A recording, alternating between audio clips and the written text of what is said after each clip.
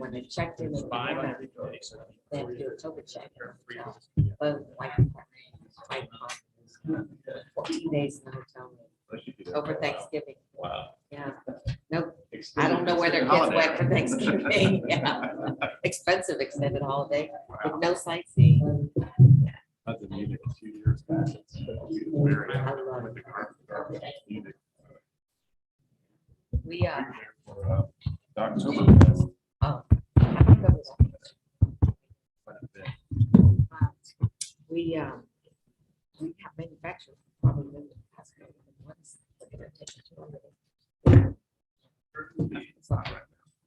Yeah, medical. You guys have ribbon cutting today. Yeah. Where, what is it? The STEM school. School. Yeah. Yeah.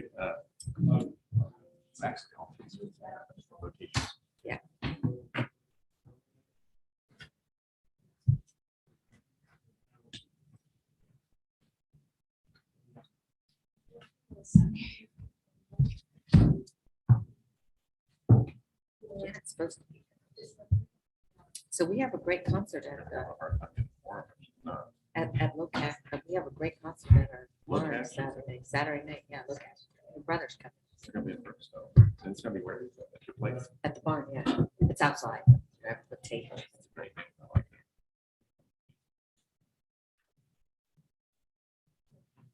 Oops, I-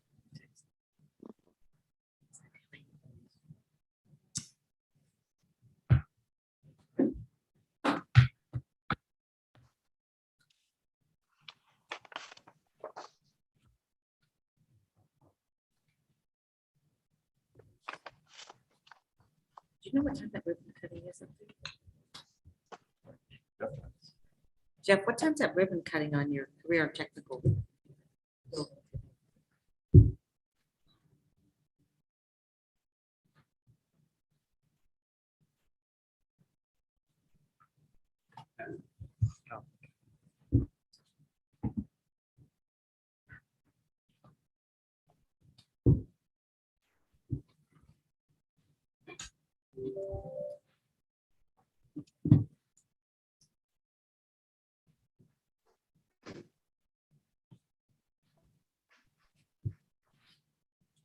Well, we'll go ahead and get started. It's 9 o'clock. We don't have a quorum.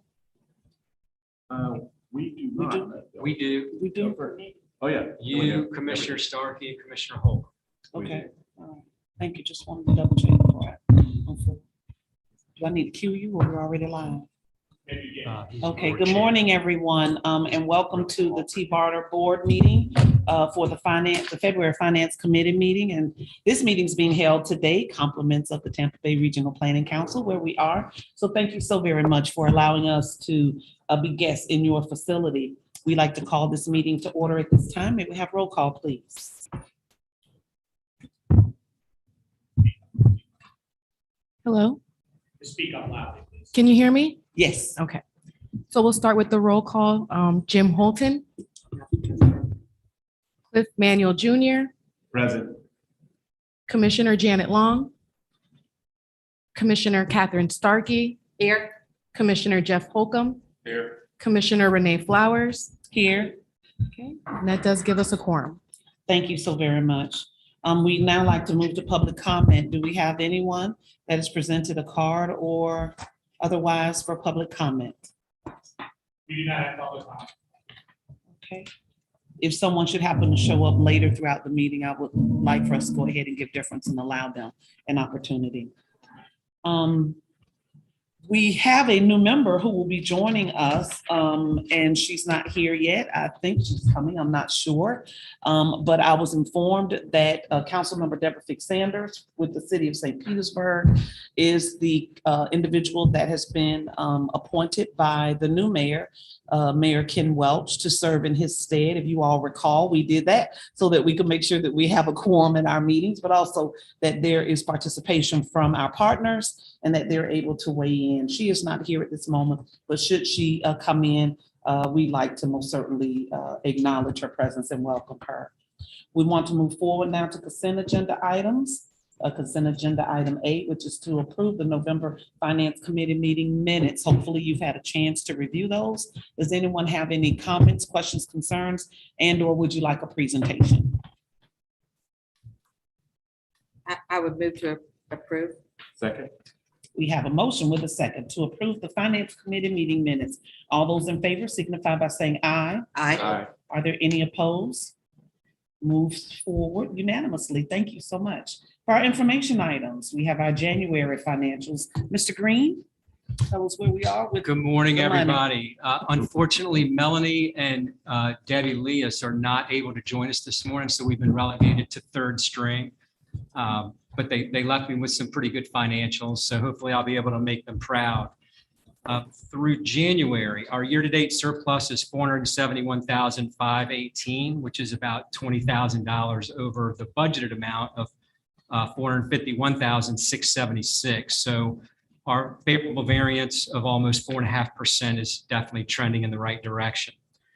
Revenues are under budget by $414,000, primarily due to the timing of the PD&E and Gondola study reimbursements, while expenses are under budget by $434,000, primarily due to professional services for the 2 studies and the timing of work being performed. Our balance sheet is also looking strong with an accounts receivable balance of $555,000, accounts payable balance of $277,000, and a cash balance of $876,000. So we're in a great position from a financial standpoint and certainly look forward to keeping it that way. Unless there are any questions, that concludes the report. Do we have any questions from any committee members related to the finance report? I think third string carried it out very well. He punted. They could have used him at the Super Bowl, huh? Mhm. May we go ahead and have a motion with a second to approve the report, please? Move to approve. Second. Thank you. We do have a motion with a second. All those in favor signify by saying aye. Aye. Do we have anyone that is opposed? Thank you so much. Motion carries. Moving on to discussion for some of our action items.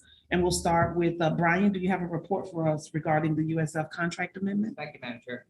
In February 2020, TBARTA signed a master agreement with USF. It was a 2-year research and technical assistance agreement. Basically, it allows TBARTA to call upon Qatar, the Center for Transportation Research, on an as-needed basis. We've used Qatar in the past. Qatar, for example, they developed our public transportation agency safety plan. They also did the evaluation of TD Tampa Bay for us. The contract will be expiring soon. The action item that's being requested of the governing board is to authorize the executive director to sign the first amendment to the agreement. This would extend the agreement out for 2 more years, February 20th, 2024. Do you have any questions from committee members? I don't have a question, just a comment. I had a chance to hear a presentation from Dr. Rhea Law and the new chancellor at the USF St. Pete campus. And I think that they're really on track to do some fabulous things when it comes to their marine science technology programs, growing their campuses, and certainly forming partnerships with the community. So I certainly support extending this contract amendment, but I just wanted to share that USF is really doing some good things in being partners with everyone throughout the community. And certainly our next topic, they may or may not have some report or whatnot from us, depending on where those gondolas go. So, so thank you so very much. We need to take a vote on the contract amendment. So do I have a motion with a second to approve the contract amendment, extending that service out for 2 years? I would move to approve. Thank you, sir. Madam Chairman. Thank you, sir. We have a motion with a second. All those in favor signify by saying aye. Aye. Do we have any opposed? Thank you. Motion carries. And moving on to our gondola project, Carmelo's aerial gondola feasibility study contract renewal. Back to Mr. Bryan. Back up again. So last April, the board authorized the executive director to sign a contract with SCJ Alliance to do the Canal Aerial Gondola feasibility study. The base term of the contract was for 1 year, so it expires April 23rd of this year. However, it does include an option to renew for 2 additional 1-year periods. SDJ Alliance, they've been performing very diligently on the study. However, the study has involved more coordination with city staff than we originally anticipated. In particular, coordinating with City of Clearwater staff in regards to the preferred location for the downtown station, downtown Clearwater. The latest projection from SDJ Alliance is that they will wrap up the study at the end of this summer. The requested action on this item is to authorize the executive director to execute a no-cost 1-year renewal on the contract. So basically, with changing the expiration date to April 23rd, 2020. Do we have any questions from any of the committee members to staff? I have a quick question. So you recommending the year extension a few minutes ago, you mentioned they just need a few more months. Is there a reason why we need a? I'm one-year going off extension? of what was written in the contract. It's specifically says this is the base term is 1 year with an option to renew for 2 1-year periods. So I just Providing the extension for the original contract. And the budget remains the same. budget remains. I would move to approve. Thank you. Do we have a second? I'll second. We have a motion with a second to approve the Pinellas Area Gondola Feasibility Study Contract Renewal for 1 year. All those in favor signify by saying aye. Aye. Do we have any that are opposed? Motion carries unanimously. Dave, you and I spoke about something. Was that item to come under our agenda here, or is that later? Regarding we can- approval of the compensation. Oh, that was approved at the November Finance Committee meeting, so Okay. that would just be on the board agenda. Okay, all right. I just want to make sure I'm not missing anything. So. All right, do we have any other business? Any reports? Anybody want to share anything that may have happened since we met last? Update us on anything? Board members? No? All right, so future meeting subjects. Is there anything that either one of the committee members would like for staff to research or to be placed on our agenda for next meeting? David, would it be appropriate for us to bring up under other business the 100% participation goal that we want to achieve from all of our member counties and cities? How that's going as far as With Who's the in, who's local out? contributions. local contributions?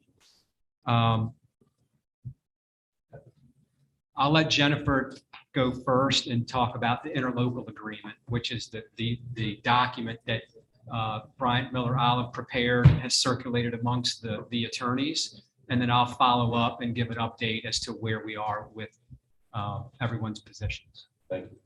Good morning, everyone. Good morning. The interlocal agreement was circulated to all of the municipalities and participating counties, and we have heard back from all but 2. So we still are waiting to hear from Hillsborough County Attorney's Office as well as the Manatee County Attorney's Office. But other than that, we did receive comments back and have incorporated many of those comments in the interlocal. We're just waiting to hear back from those last 2 entities to see if they. Thank you for the update.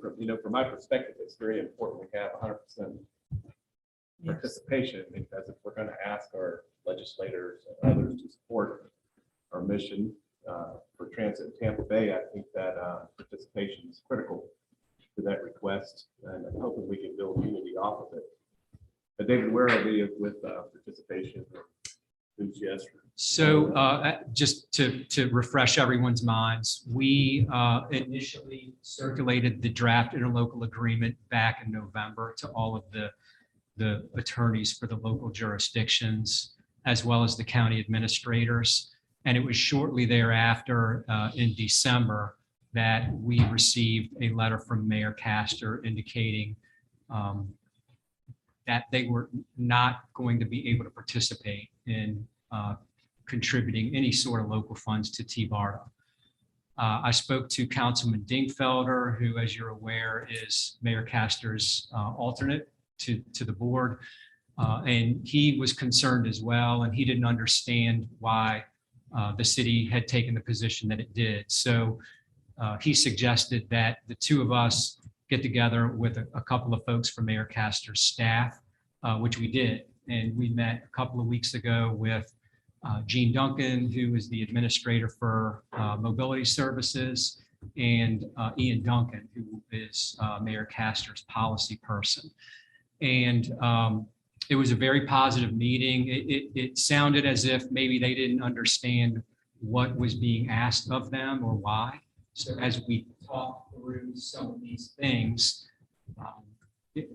they seem to take a step back and I guess have a different position, and they agreed that they would go back and speak internally at the city again and reconsider their position. So I have a feeling that they're going to come back around and be okay with the agreement and participate like everybody else. Well, the city's Tampa's participation, in addition to the request for funding, I think just that they're critical to the overall mission of making it work. So she's been very supportive in everything we've done. I hope she continues to. And thank you for that update. And then for the other couple of counties that haven't responded, we have no idea right now from Manatee and Hillsborough what their position is going to be on the request. So do we have a timeline when that might be expected from it at all? I don't. I have heard back from, I've reached out to Hillsborough and following up. And, we played telephone tag and sent emails with regard to this. So there has been some response, but I just haven't gotten the feedback yet on whether or not they have any revisions to the language that's been presented. As far as Manatee County, I just haven't heard back from them at all. Thank you for the update, and Madam Chair, thank you for the time. Oh, no, I appreciate it. I think the conversation is certainly worth having, certainly worth having. David, was someone wanting to speak? Oh. Oh, I'm sorry. I didn't see that. Thank you for catching it. Yes. Good morning, everyone. Good morning. I'm not actually on this committee as of yet, but this is Commissioner Overman. As far as Hillsborough is concerned, yes, we did receive the document, and I would like to schedule some time with David Green and our county attorney to review the terms that are being asked. We've not actually brought it to the agenda for approval as of yet. And I just spent the last week in DC learning about all the wonderful things associated with the ARPA as well as the infrastructure bill. So I do believe that it would be something we need to get back to you relatively quickly. It will have to go in front of the board for approval, but as of yet, it's not been presented. So that I'm aware of anyway. So I will follow up with that and hopefully have a report back to you next month.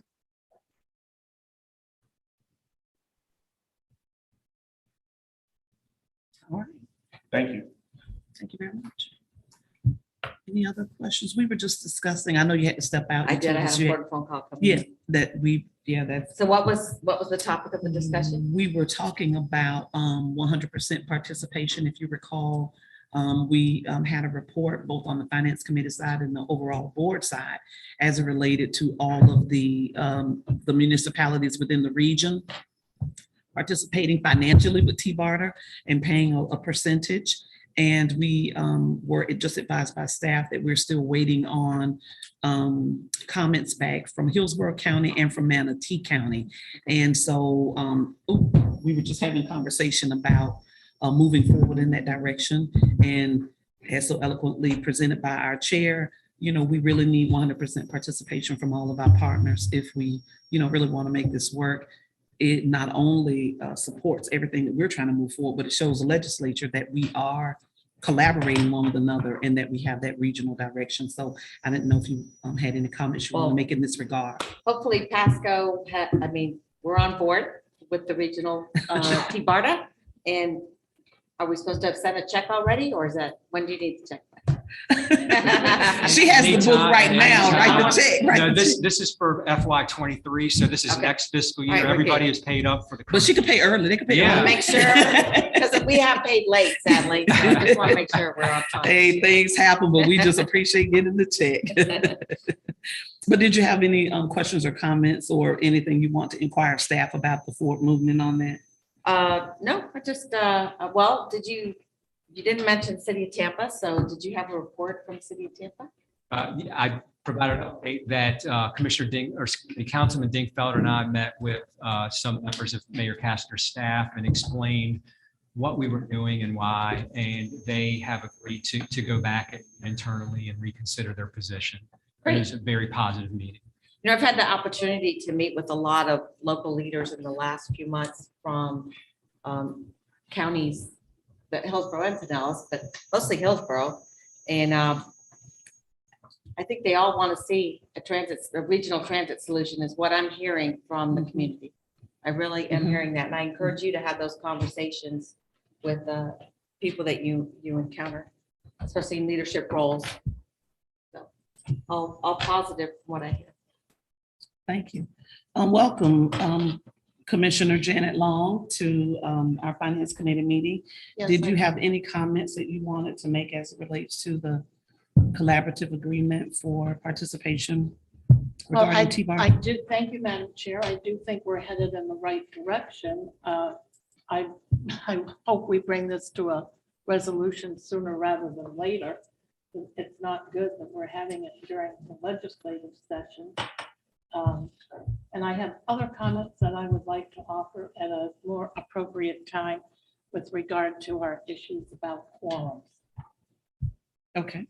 Well, actually, that will come now because we are at the point now where it's general topics. So because we've already gone through all of our action items on the agenda, so now would be an appropriate moment. Well, I'm not exactly sure what the answer is, but it troubles me greatly that we have constant issues with regard to quorums for this board. And it says to me, you know, we're all busy people. I did not agree when we decided to go to every other month to meet. I thought that we had way too much momentum going, and that would slow the momentum down. But if we're only meeting every other month and our members cannot commit to attend the meetings, one of two things have to happen. We either need new people on this board, or we need to establish a centrally located meeting place so that we can assure that we have a quorum. And I don't know if that means changing bylaws. Good morning, Harry. I don't know if that means changing the bylaws or what it means, but I'd surely welcome a conversation about the issue. It doesn't send a good message to Tallahassee when that happens while they are in session. Yes, ma'am. You're so recognized. This might be in policy and not in finance, but I'll continue along the same Well, I line. said at a more appropriate Yeah, time. She but we're- told me to. We do have it. time, so we're driving in, right? What time does the policy start? So I thought that Janet made a very interesting remark earlier, or I'd heard it before, that it's really not good to not have a quorum during session. And you know, it's not something that even occurred to me. So I had a conversation with David that maybe, and he suggested maybe, and we love coming to Hernando County and we love going to Manatee, but maybe we just rotate between the three more interior counties.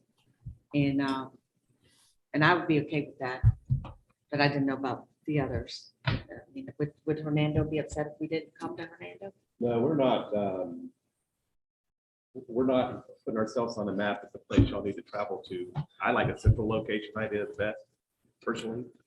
I thought it was great. We met every month at District 7. Thought that was a great location.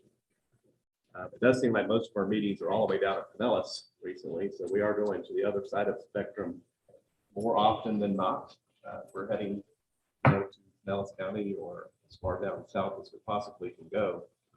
But as it relates to the quorum and the travel time, Hernando has a fairly easy commute up here. We get to Tampa Bay fairly quick. I drove along the bridge today and was amazed at the construction that David has going on through Tampa Bay. And that's quite an undertaking. Makes me realize without any doubt that we could build a transit system from Pinellas to Wesley Chapel. we can cross the bay with whatever he's got going on out there. It looks very complicated, even to an engineer. But Jeff Holcomb's here also. He's our Hernando County representative. He would have probably a say in what he thinks about forcing y'all to come all the way to Hernando or going to Manatee just to have them inclusive in the discussion. And probably a more central location would be appropriate. Commissioner from my Holcomb, perspective. I'm sorry. Go ahead. Sorry for- I will Commissioner concur Holcomb. with everything our eloquent other representative from Hernando County said. You know, I probably feel the same thing about a Manatee location as the Manatee person does about a Hernando location. And you know, whether it's Tampa, Pinellas, or District 7, those are, as Cliff said, fairly easy places to get to. So, you know, and maybe that'll help with scheduling, maybe that'll help with getting the quorum, but to your point, Commissioner, you know, if folks can't commit to be here, then, I mean, I'm kind of the backup to the original member. So, you know, if folks can't commit to be here, we need to find folks that can, because, you know, we're blocking out at least half a day, probably, to meetings, not including travel time, and that's not fair to the people who are showing up. On a Friday. Thank you. Yes. On a Friday. And while I'm still have the floor, Yes, ma'am. I think we still have 2 governor appointments that we're waiting on. Is that right? So and maybe Ron is going to be on in a little bit, but you know, we have one that we're hopeful in Pasco County, and I don't know about the other one. But I checking for an update on that one because I understood he said yes, but was waiting on a certain time. So I don't know if his name is in front of the governor yet. And that's Dewey Mitchell. If you guys know Dewey. Things in his life changed a little last year, so, but hopefully he's still on board. And so if we had 2 more people, that helps us as well, right? Also, one more thing. When I think of central location, I kind of think of the airport. And wondered if, I mean, that's really easy for me to get to. TIA. Yeah, and I wondered if there was a meeting space that we could consider at the airport, which would be easy for everybody. Interestingly, we are going to meet at the airport in April. Okay, So our April meetings will be there, and we can talk to them about some sort of an ongoing arrangement to hold our Hillsborough meetings at the airport. no, I mean, all of them. If Janet suggested just going to one central location, can we just meet at the airport? To me, that's really convenient for me and you, I think. It I is, love that airport. idea because Airport's an easy place for us all to get. I would vote for that. I see. Can I offer, this is Commissioner Overman. Joe Lupano has a very nice new meeting room at the airport, at the building that's not actually in the airport, but along in It's that whole alongside. complex. That's very nice. I just met with the Tampa Bay Economic Development Council there.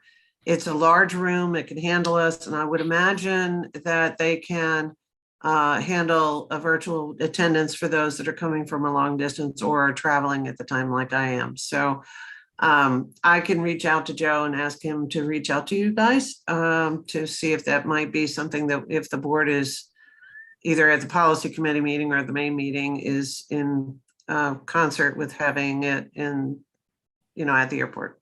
So I'll stop there. Did you want to be recognized? Yes. I do. Just really quickly, there is language within your bylaws that provides that your meeting locations will be throughout the 5 counties. And so at a minimum, the bylaws would need to be amended to recognize that. I'd also like to just look at this issue because you are a governing board over a great expanse. And you do have this regulation in there, and see if there's anything else that needs to be addressed. So if this is something the board's interested in, if it's possible, I'd like to bring that back to you with some advice at the next meeting. Fabulous, I think. Even though we're talking about it with the Finance Committee, because I didn't quite know what Commissioner Long wanted to speak about, that would be more appropriate to run through the Planning Committee. And I know, I think what you've heard is a consensus that we would like to address any options that would allow us to get to a quorum, understanding that travel, is such an issue. We're growing, so it just depends on how the flow is going, is whether or not, you're going to get there on time. But I think anything that we can do to assure that we have a quorum, because we have some major decisions that are ahead of us, and we want to keep those things going. We don't want to be stalemated because we don't have enough people present to vote on an item. And so we're having to wait another 30, 60 days to vote on an item that we could take care of. So at a minimum, if that can be addressed, that would be wonderful. Let me get to him and then come back to you because. Yeah. And just a clarification, the April meeting will be in the boardroom, the current boardroom that's in the landside terminal on the third floor. If you've been there before, we'll send out information on that. We spoke in the airport about moving into that Sky One Center. It's there, we're going to have meetings there. They're in the process of moving over to that, so we started those conversations. They said that group wasn't ready for April. So for April will be in their original boardroom, but I think we're still have conversations about that new location moving forward. Okay. And I'm on Tampa Bay Water. It's a regional board and we meet at one location every time. Yeah. So I don't think that's an issue Where's that? in Clearwater at the Tampa Bay Water offices. And it's televised and everything. But anyway, it's a regional board and we don't move around. So. Yeah. And it would be fairless. I mean, it would just take a vote of our board to change the bylaws on that. But Yeah. I do appreciate the fact that you are keeping us legal. I do appreciate that. That was a good dialogue, good conversation. Is there any other business to come before the Finance Committee? Meeting adjourned. All say ye. Thank you all so very much for attending. We will move on with the next meeting. I appreciate each of you. We just did the policy one too.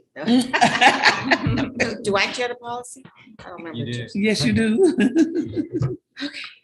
We have 2 minutes. 1 minute. Simmer this down.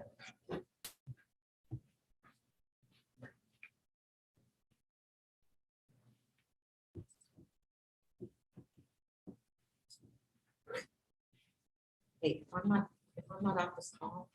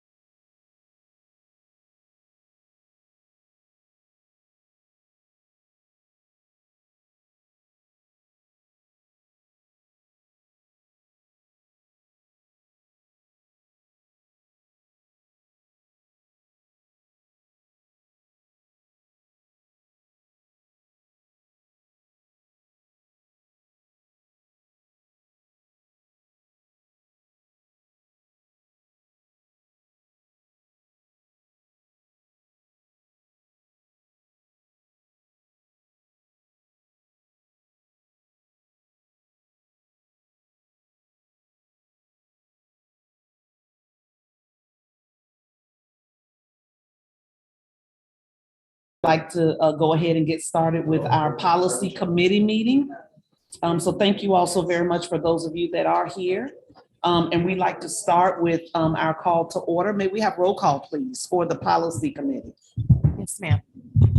We will start with Jim Holton, Cliff Manuel Jr., Present. Commissioner Catherine Starkey, She is here. Com- Commissioner Janet Long, Commissioner Jeff Holcomb, Here. and Commissioner Renee Flowers. Here. And that does give us a quorum. Thank you so much. We'll move on to public comment. Do we have anyone on for public comment? We do not have public comment. We do not have public comment at this time. Again, should anyone happen to chime in, we'd like to go ahead and give them an opportunity to share. Again, we'd like to welcome Councilmember Deborah Fig Sanders from the city of St. Petersburg, who was appointed to be the alternate by the mayor of the city of St. Petersburg to serve in his absence.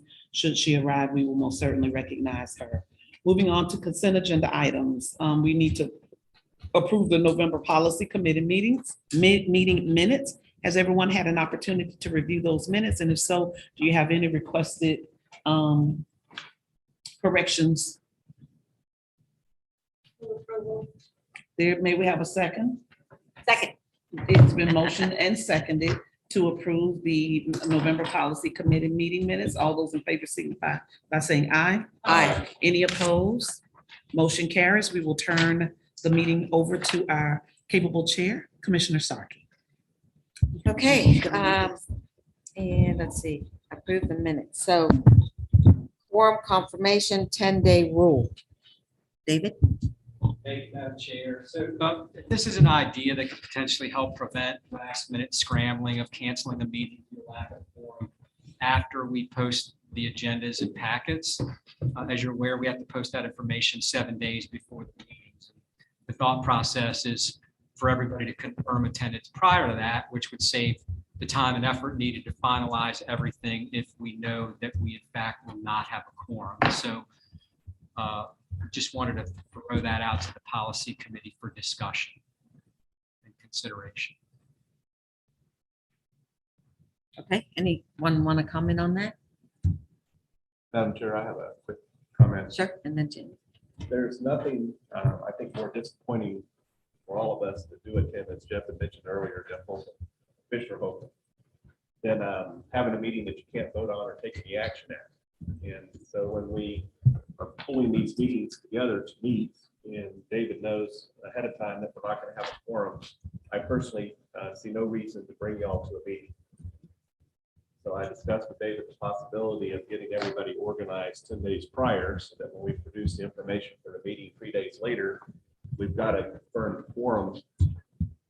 I understand emergencies and those types of things that could disrupt the idea, but in this stead, when he lets me know that we have a quorum 10 days prior, we call the meeting, we'll continue. If we don't, I'm going to postpone. We wanted input from the policy committee on that thought process. Commissioner Long. Well, to the point that we're talking about, I think in theory, it sounds good. But for those on this board that are elected officials, we're not always in control of our calendar. And there are things that come up that require, some pretty short deadlines for us to comply with. And so, while again, in theory, it sounds great, this is a large board. And I don't even know how to respond. I mean, I guess some people just take their responsibilities more seriously. I don't know. But I know when we have a calendar and it's set months and months in advance, and then you turn around and you plan a getaway or a vacation or something else that interferes with your fiduciary responsibilities here, that's an issue. And it just doesn't seem to be an issue that's going away. It gets worse and worse. And I mean, perception becomes reality. And when that happens over and over and over again, you begin to lose your credibility. It doesn't happen on any other board that I sit on. Number one, I sit on a lot of them. And number two, most of those other boards are much smaller than this one. So I don't want to belabor the point, but I think you all get my point. Well, I wonder if Friday is the right day, because sometimes that sometimes things happen on weekends where you need to go somewhere or you have meetings. And you have kids or you have grandkids and, And you know, so they're out of school. I mean, it just is a horrible day for one. do we want to stay on Friday? I mean, Well, my concern with that is, there are so many other boards that already have their set meetings on other days. I'm sure I'm not alone when, you know, I share with you all that I serve on at least 13 different committees as a commissioner. And so they all have their set days of meeting. And so I would not be able to participate with TBARTA because I have that commitment already relegated with them. And then, of course, Tuesdays are my county commission days. Thursdays are our workshop days. So I set aside my Fridays after appointed. I didn't take anything that conflicted with this because this is where I'm assigned. And I believe that when persons agree to be on this board, they saw what the date was, what the time was, and the commitment. I have to agree with Commissioner Holcomb. We just have to be committed to do what it is that we said we were gonna do when we can. Vacations Yeah, come up. well- I do know that. for example, I am in San Diego for the ULI conference in April. I mean, I have no control. Right. I go to one or two national conferences. I go to NACO. And so I do my best to not to miss TBARTA, but I have. And like I miss NACO because I'm I just had looking at made my a calendar. commitment locally, so I wanted to go to Yeah, I the didn't know either. national conference, but I didn't because I made a commitment to something else. So, And for those of us that are here, we are not frequent flight, you know, we come, so we're here. It's those that aren't here. To put it politely. So the and- policy discussion relates to this. I agree with everything I've heard and the recommendations that David has made for the chair to follow are actually driven to try to get us to a meeting where we have a quorum. I think we all realize this board's made up of very busy people. I don't think there's a time where I don't look at something where Commissioner Stark here, Commissioner Long aren't attending and they find their way here. So point is, I don't think we should meet if we can't pull a quorum together. Pulling the other members of the board here when we can't do business is a disservice to them. So policy I'm asking y'all to consider is when we can't pull a quorum together, I'm going to postpone the meeting.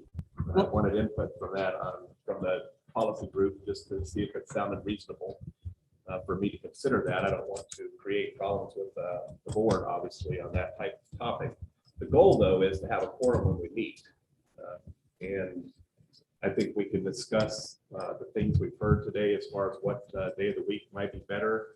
I do know that previously, I've been on the board a long time, and we did have that discussion. It seemed like we went around the horn and found Friday morning is sort of the place where that was least impacted by other board meetings.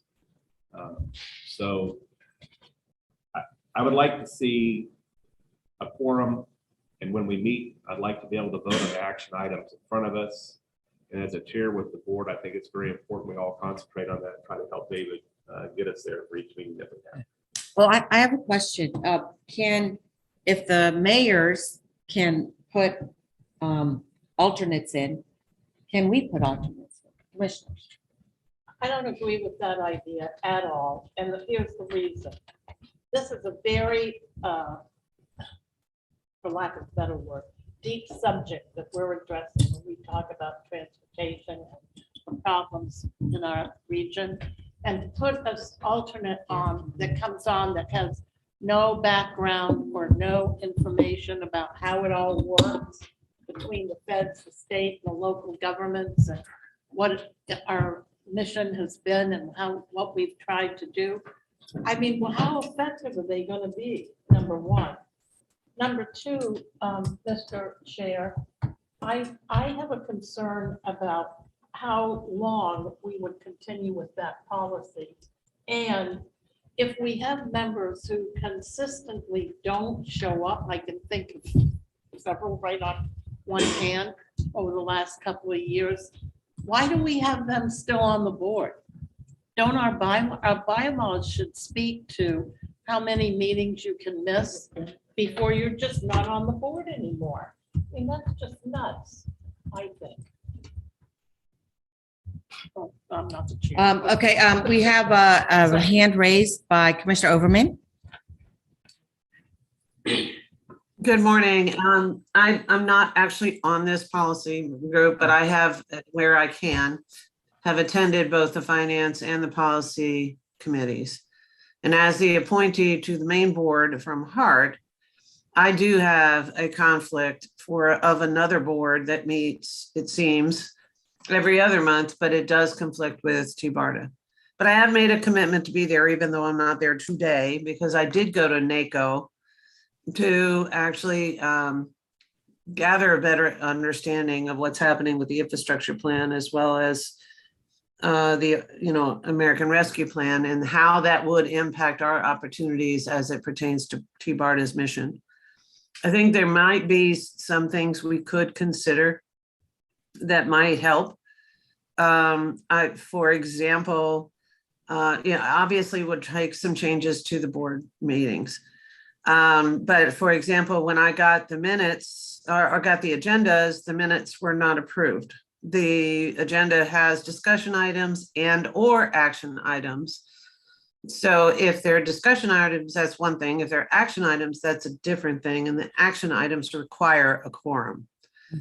And so and in many cases, with many of our other boards, under those circumstances, getting an in-person quorum, when you have two governor appointments that have not yet been made, which makes getting a quorum very difficult, we may need to look at how our quorum is comprised, if possible, in our bylaws, when we have appointments that we don't have any control over that have been vacant for a long period of time.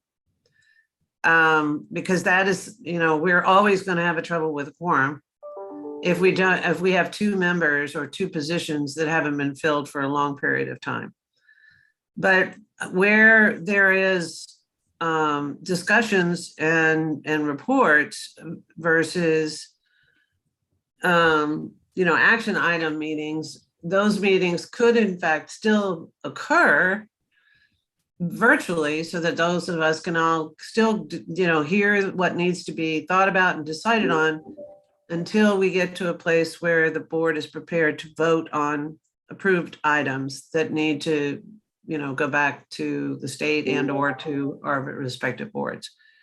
So just as an observation, since we don't have the option currently of a person serving on behalf of the board member that may or may not be able to attend, I think clarity on how the board's organized and whether or not a meeting could be conducted virtually if we don't have agenda items that need action items other than approving minutes, that's important.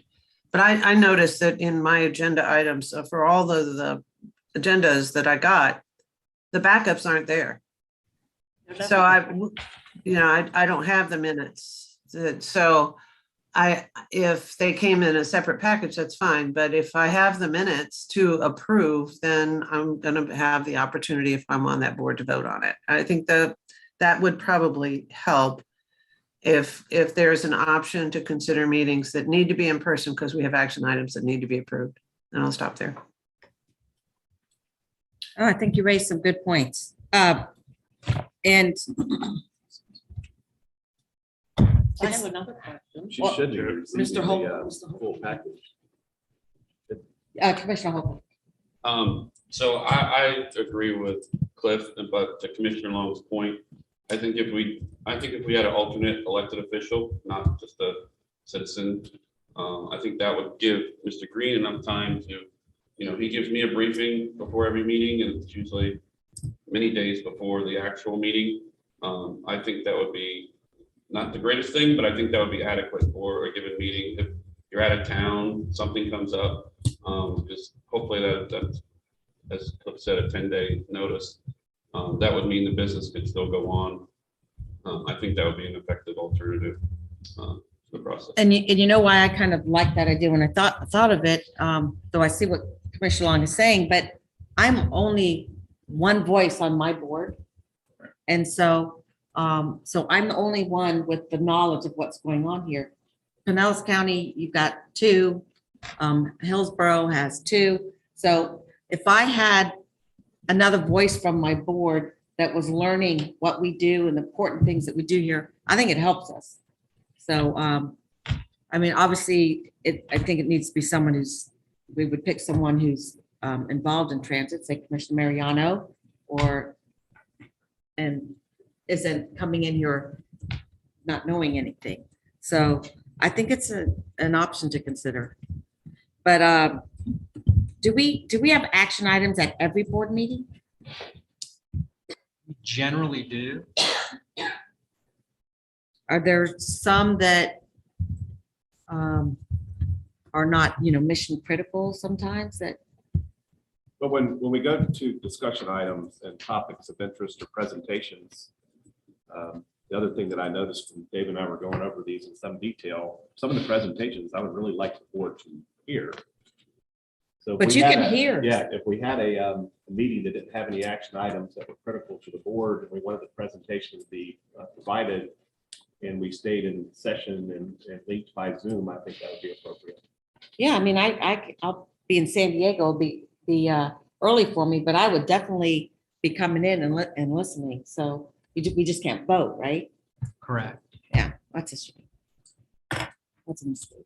We And still are need- there any physical things in our form. mind, is there restrictions and anything that created We're us running out where of time here. commissioners can't have alternatives? So for their in, seat? in your enabling act, I believe it was recently changed in the last session or maybe the session before, where it gave that opportunity for alternates. It only gave that opportunity for alternates to the mayors. It did not give it to the commissioners. So. Let's work on that. If So- we'll bring it to the full board. We'll see if there's consensus. Right. So if that was something you wanted to change, that would be a legislative act. And then the other thing I wanted to address very quickly was there was a question with regard to if members missed meetings, not for the board meeting, but certainly with regard to committee meetings. There are provisions in your bylaws that say if there are 3 unexcused absences to a committee meeting, they are, that member is automatically removed from that committee. So it doesn't affect the board because it's solve your quorum problem there, but with regard to committee. So the chair who appoints the committee members also could take actions on those types of items if he felt like there was members that weren't participating at a high enough level, or is it just an automatic? It's an automatic, according to your bylaws. So I'm looking at my policy committee notes here, and it doesn't even say who was there at the last one and who wasn't on mine. Am I missing that? Yeah, so, but I think on in the financial, there was the roll call, but it's not here on the policy. So Kim, On the November meeting minutes? I'm sorry, I'm looking at my agenda. Okay, there it is there on the minutes. Well, shall we put out there the list of members who have made and not made meetings? Mr. Long? Should we gather that information? I think it would be pertinent to our decision-making, number one. Number two, I think I see that Ron Pierce has joined us. Yep. And I am wondering how controversial it might be. Ron, are you there? Yes, ma'am. There you are. Hello, I haven't seen you. Good morning, in a everybody. while. Morning. How controversial would it be, Ron, if you could go to the governor and ask him why in almost 4 years he has not been able to fulfill the appointments for this board? And maybe that's an indication of how how he feels, what he thinks, or what his philosophy is about TBARTA. Well, Madam Chair, I'll actually do one better for you. Next week, we have a group in Tallahassee that's meeting with the director of the governor's appointments office, and TBARTA is one of the groups on the list to ask the governor's appointments office about Number one, what's the timeline? Because we're well overdue. And number two, if they're looking for recommendations, we're happy to give recommendations. So I'll report back to the group next week, but we do have a meeting, I believe, next Wednesday. There's a new director of the governor's appointments office. So TBARTA is definitely one of the couple groups we want to mention in that meeting. Excellent. Thank you very Perfect. much. Great minds think alike. Yeah. Yes, ma'am. Thank you. Okay, do we need to make a decision right now in the policy committee? Is there, I mean, you had your idea. It wasn't something to vote on. I wanted some feedback. I mean, obviously I call the meetings or not call them. And I wanted feedback from them on what y'all thought was appropriate. And I got it. Yes. Okay, Just follow up. Quick. So I think the chair should use the discretion on if there's important presentations that day and no quorum. You know, it'd be the chair's discretion whether or not to hold that meeting. But then, you know, we'll try and work through the other issues with appointments and Yeah. alternates. agree. All right, so let's keep moving Thank here so we get some stuff in here. Ron, we'd love our legislative update. Absolutely, Madam Chair, board members, committee members, just a couple quick updates. I can be quick. I know time is of the essence here. It's 9:53. I have good news this morning, which is great for us. Number one, the Senator Brandis bill that would repeal TBARTA has not moved. And more importantly, that language has not been included in any additional transportation bills that are moving at this time. So that's really good news as we're kind of ending week 6, heading into week 7 of session. We've only got 3 weeks left. Three weeks from today, Lord willing, we'll be done in Tallahassee. From an appropriation standpoint, we actually have 2 different line items right now. In the House right now, we have operations for TBARTA in at $375,000, which is about half of what we asked. Most of the member projects that were put in by different members were funded about 50%. So that's kind of right where we expected we would land. There's gonna be more dollars available later in the budget process as allocations come out. So when we start the budget conference process in a couple weeks, I think we feel very confident we'll get that number up to close to the 750 we asked for. The number 2 is on the Senate side. They put dollars in for TBARTA under the Transportation Disadvantage Program. And I've talked to David about this. I think at the end of the day, we're gonna end up with one line item.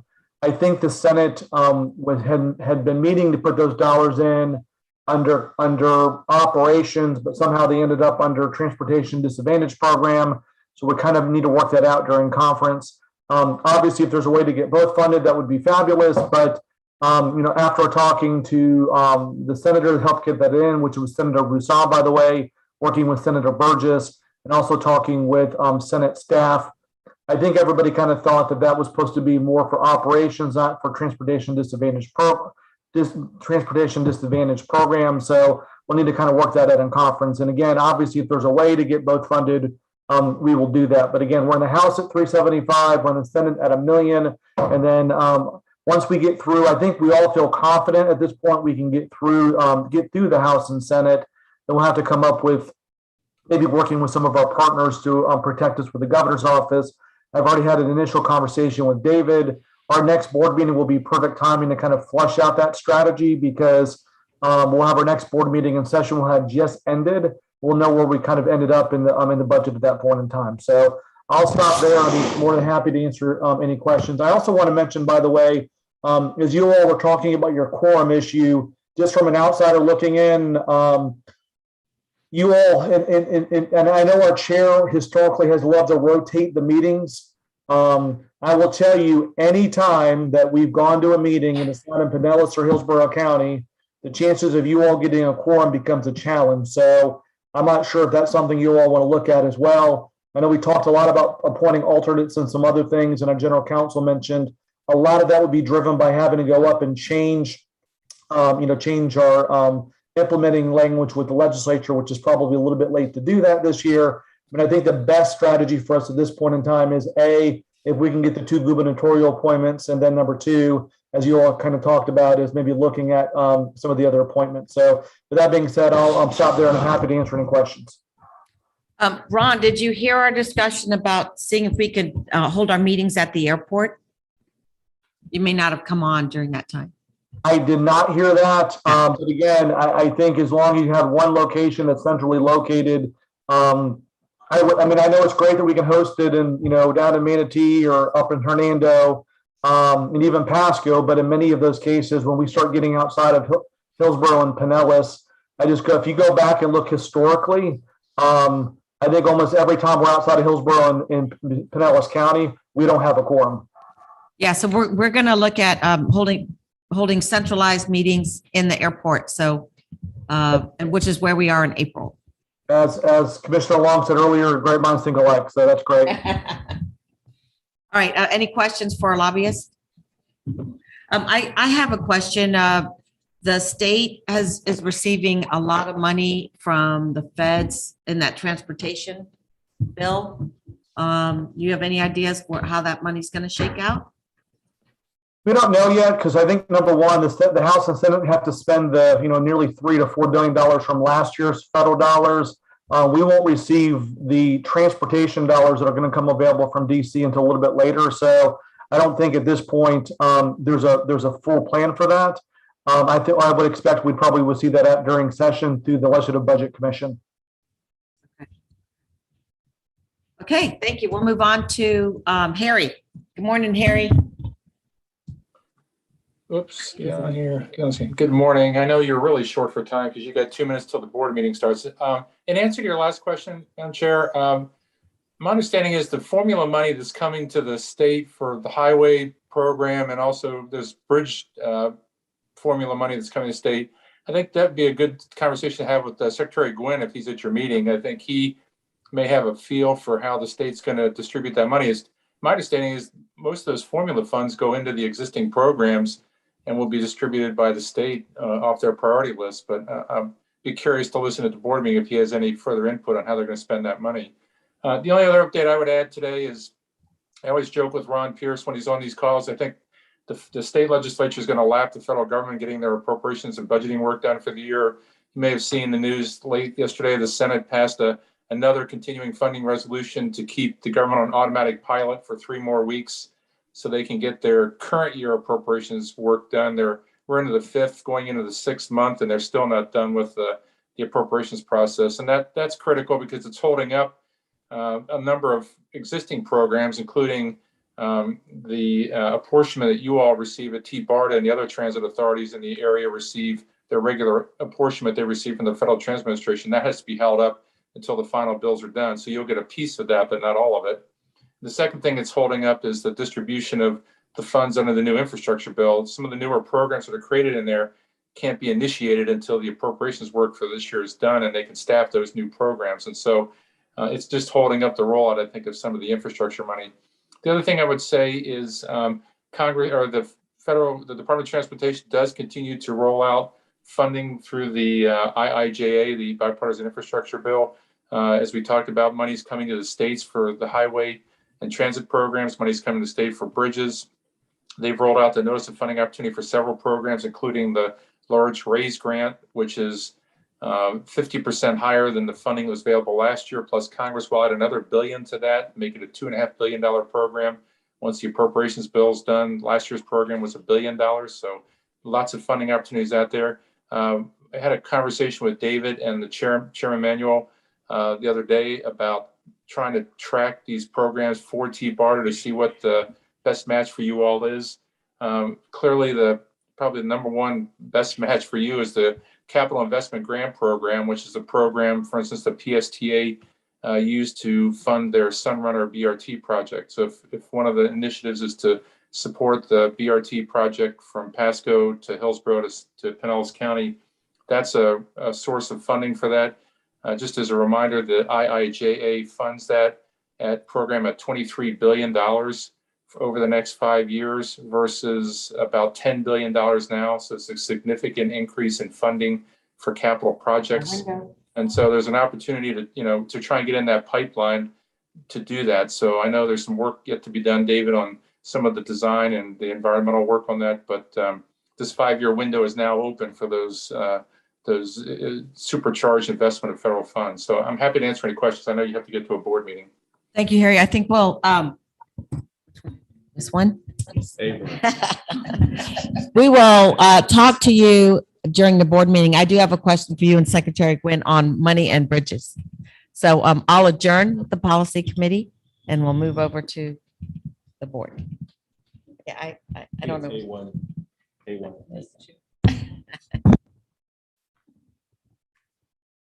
Welcome, board members. I will call our board meeting to order.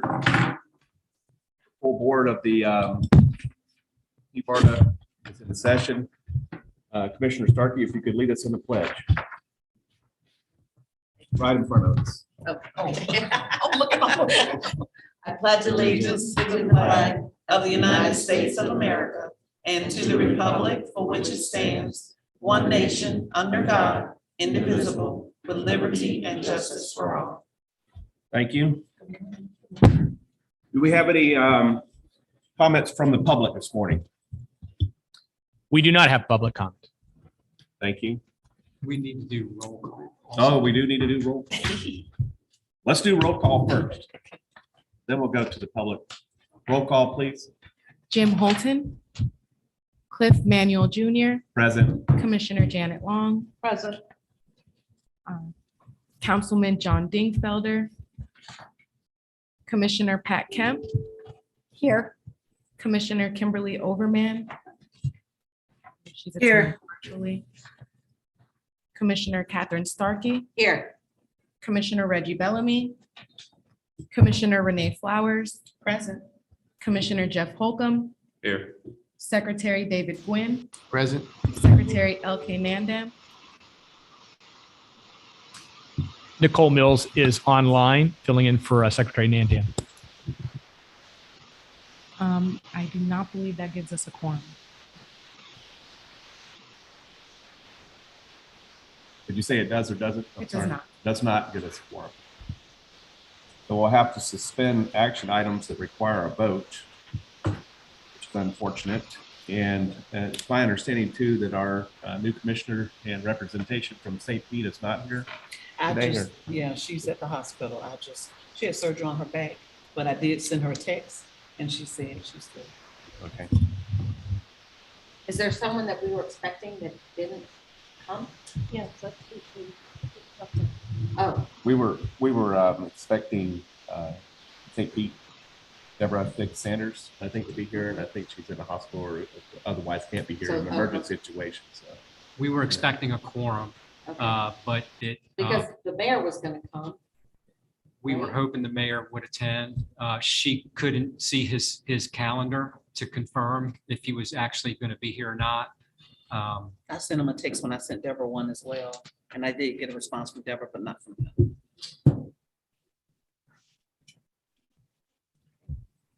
So that puts us in a position where action items can't be voted on today, but we can go through discussion items and update council on reports and appointments, and unfortunately cannot accept our meeting minutes or financial reports into the record.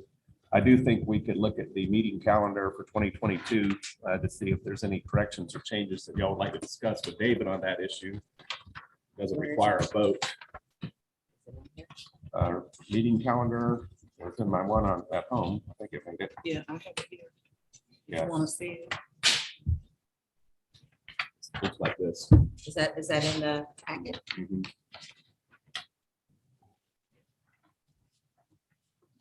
I think since we're, Oh, there it is. Okay. Do we have, point of order, just, do Commissioner we have Kemp, physical recognize. copies available somewhere here? It's in our packet. Oh, you don't have the packet? I think it was some up there on the table. I think Thank I you. think she's going to get you one. I think the young lady there is getting you. Excuse me, Mr. Chairman, Mr. Chair. yes, just very quickly, you had called for public comment, but then stopped to go ahead and have roll call. Before you move on, would you just, so it's clear in the record, call for public comment?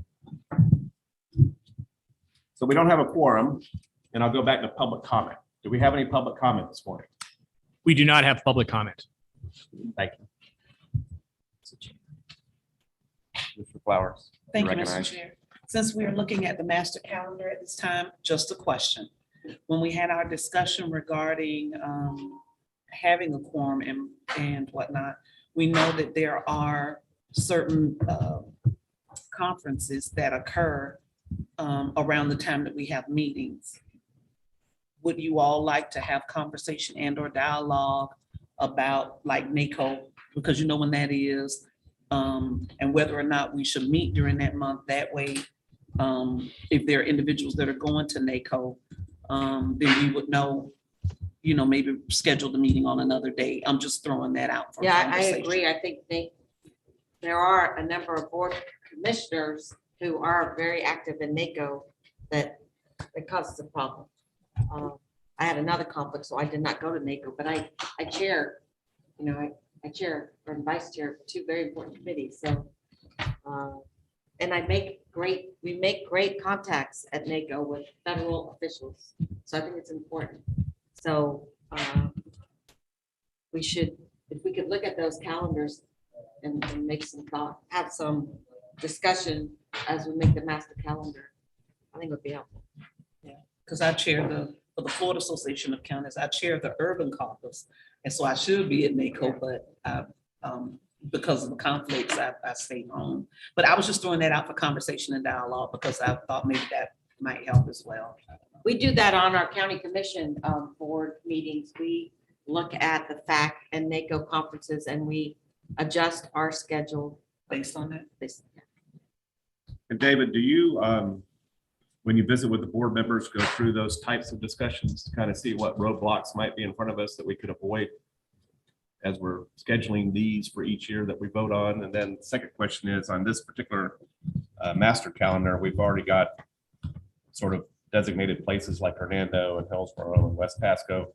Is it going to be our intent, based on the policy discussion today, to try to circle those to the airport and then reconfirm a central location for the balance Yes, of the year? the dates I think are most important in terms of the calendar. We can adjust the locations accordingly, but I think the importance of the dates is to lock them in on everyone's calendars.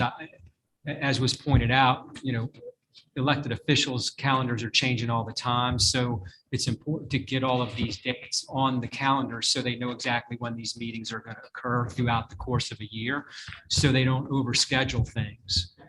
I'm wondering, since we don't have a quorum today, as was pointed out, we reduced the number of meetings on the calendar. We were previously meeting 12 times a year, every single month. We reduced that to 9. We didn't meet last month. We don't have a quorum today. Next month was supposed to be an off month. Should we try to schedule a board meeting in March to try to get some of these things approved that have been lingering since November? Yes. I think so. Yes, I think so. I think you have consensus on that. Yes. And can I bring up one more thing? Commissioner Long, you recognize? For the good of the order. This is the meeting room for the Regional Planning Council. And Commissioner Vanessa Baugh from Manatee serves on the Regional Planning Council. She never misses a meeting and she's very active. And at our last meeting, because we're getting ready to have our second annual climate summit, sea level rise resiliency 2-day thing. Manatee County, their biggest priority is transportation. And our person who is supposed to be here has not been here all year. That's a problem. And I would like to ask if we can all agree to send a letter, maybe to their chair, whoever their chair is this year, I'm not sure, advising them that their member that they appointed to be on TBARTA has not attended any meetings. And because transportation is right up there in the top 3 most serious issues that need to be addressed for our entire region. And for those of you who travel down to Manatee, you think it's bad here. It's like bees in a beehive down there. And plus they have issues with their bridges, correct, Mr. Secretary? I'm not as familiar with them. They're not in my district, but I know, but I imagine they probably do. Yeah. So can we ask for them to think about putting somebody else on this board so they at least have a voice? Could we be a little bit? Commissioner Flowers, you recognize? Thank you, Mr. Chancellor. Sorry. No problem. Commissioner Long, I agree with what you're saying. I would ask for this caveat, please. If first the phone call can be made with the person who's absent. Maybe you have, I don't know, but just to say to that person, your absence is a concern. Are you still interested in serving? If not, I will be contacting.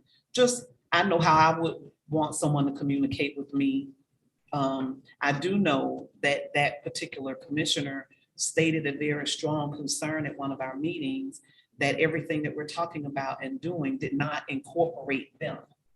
That's my point. And it was, why am I coming here? But he was concerned, this is what I picked up, I could be wrong. He was concerned that he was coming up here to these meetings, but none of the conversation involved including extending services where it counted for the people that he represented. So I just know as a person, I would like for someone to reach out to me to even ask me before you kind of go around me and go to someone else to say, we want this person replaced because, and just, you know, just being respectful, that's all. But I do agree with your comment, Commissioner, the presence, the lack of presence is noticeable and is a part of why we're not making a quorum. Just wanted to see if we could do it a little bit more gently. So David, I think what you're hearing as part of our mission statement to get everybody here so we can have a quorum. We don't have an automatic withdrawal in our bylaws for 3 missed meetings for board members. But I do think we can discuss with board members that are unexcused for more than a couple of times a year, their commitment to the board, their ability to be here and bring to their attention that we would like them to consider that in the representation of the board. And I don't see anything wrong with that. I think the professional courtesy of a phone call would be a great start. And then you provide feedback on what you've heard and the board can kind of consider that as we move forward for that representation from a particular area. I will note this for the board. Y'all might have noticed there's not a lot of transit projects currently going on in Hernando County. I don't think you have to have a project going on in your county to understand the regional significance of transit. If Tampa Bay can put itself together and get transit funded downtown, so to speak, I think one day Hernando County will benefit from the investments that are being made. I think probably Chairman or Commissioner Holcomb would agree. We're not here because we have projects directly in our neighborhood. We're here because we want a solid transit community investment by Tampa Bay, which we're a part of. And we happen to be on the outer edges. But one day those investments will get to us and we're looking for that future. And that's why I think we participate. So any board member that wants to be at that level and represent transit and our ability to get projects built should participate, be here, get their voice heard. And then one day when the money turns your way and you get that last leg where we might move from Wesley Chapel to Hernando, we'll be prepared for it. Mr. Chairman? Yes. Commissioner Overman would like recognized. Commissioner Overman, you're recognized. Thank you very much. And I know this is difficult because I'm virtual, but as the conversation is about the calendar, and I do think that's important, and having a quorum is clearly very important. And as Commissioner Starkey mentioned earlier, NACO is an important conference. I've learned so much that's relevant to our discussions on this board that's not on the agenda that I'd love to make sure gets on the agenda for the next time we can get together and have a quorum. But I do believe it would be very helpful to have a single location so that people can plan their trips and plan their days. I don't have the dates, the meeting calendar in my backup with the agenda to confirm that it would not be a problem. I do have another board meeting that directly conflicts with this meeting that I have the ability to send my staff to cover so that I can attend these meetings virtually, but I'm not here because I am in Washington, D.C. finishing up my meetings that are around NACO. So I would just, as was mentioned earlier, reach out to those board members that have not been attending to encourage them to actually show up or to request a replacement. And as we heard from Ron Pierce earlier today, hopefully we can address the issue associated with the governor appointments that actually will allow us to get closer to having a quorum.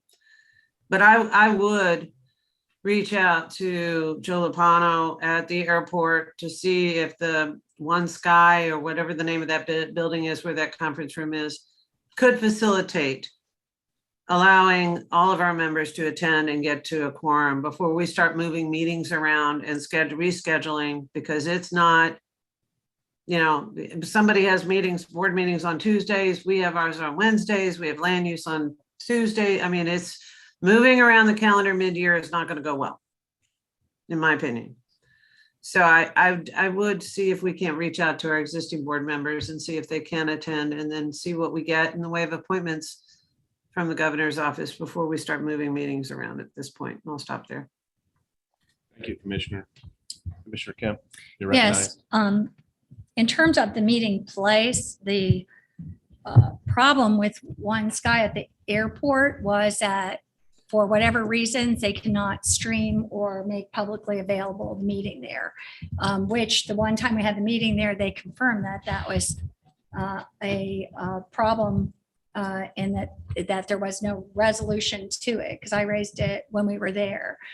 So I think that meeting there is a problem for that reason. It's not publicly available it cannot be made at the airport. They couldn't technically do it for whatever reasons because of the airport signal or availability. The other, and by the way, I don't have a copy of the meetings. It's not available here. So I'm not really certain, although I had talked to, thank you, Mr. Green about it yesterday. And I know that this came up with quite robust discussion, not raised by me, some 3 years ago. I think that you may have been on the board at that time. And I heard the policy or whatever meeting it was that was discussing this as I was coming over.